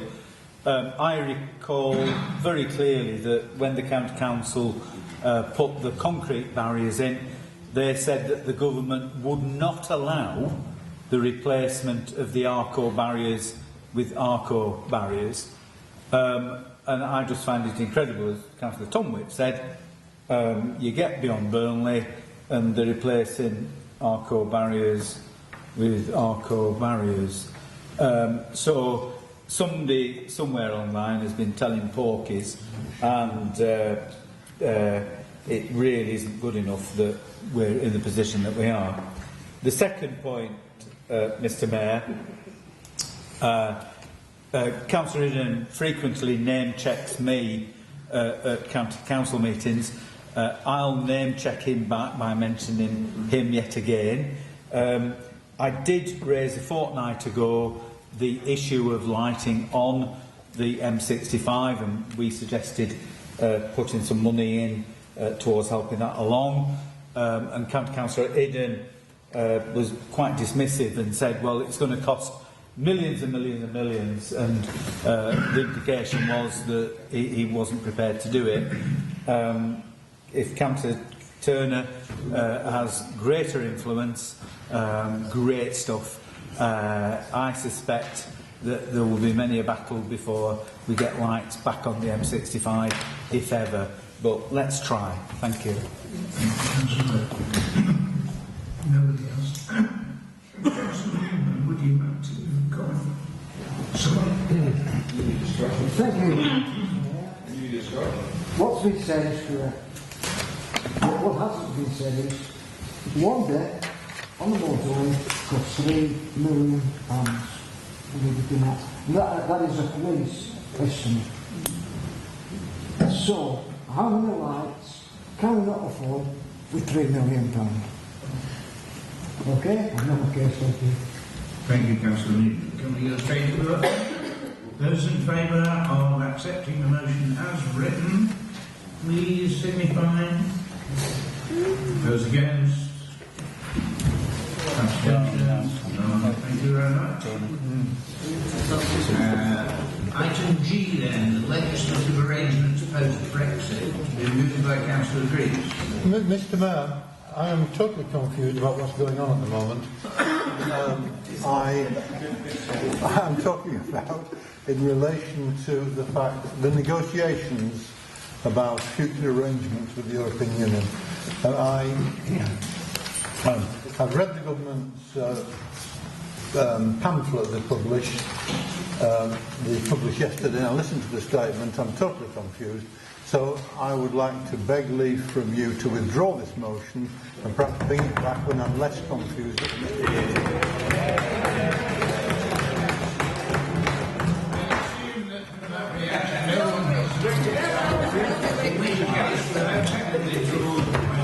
I'd like to thank all for participating in tonight's meeting, and those who contributed their thank you all. I declare the meeting closed. We will say the journey home.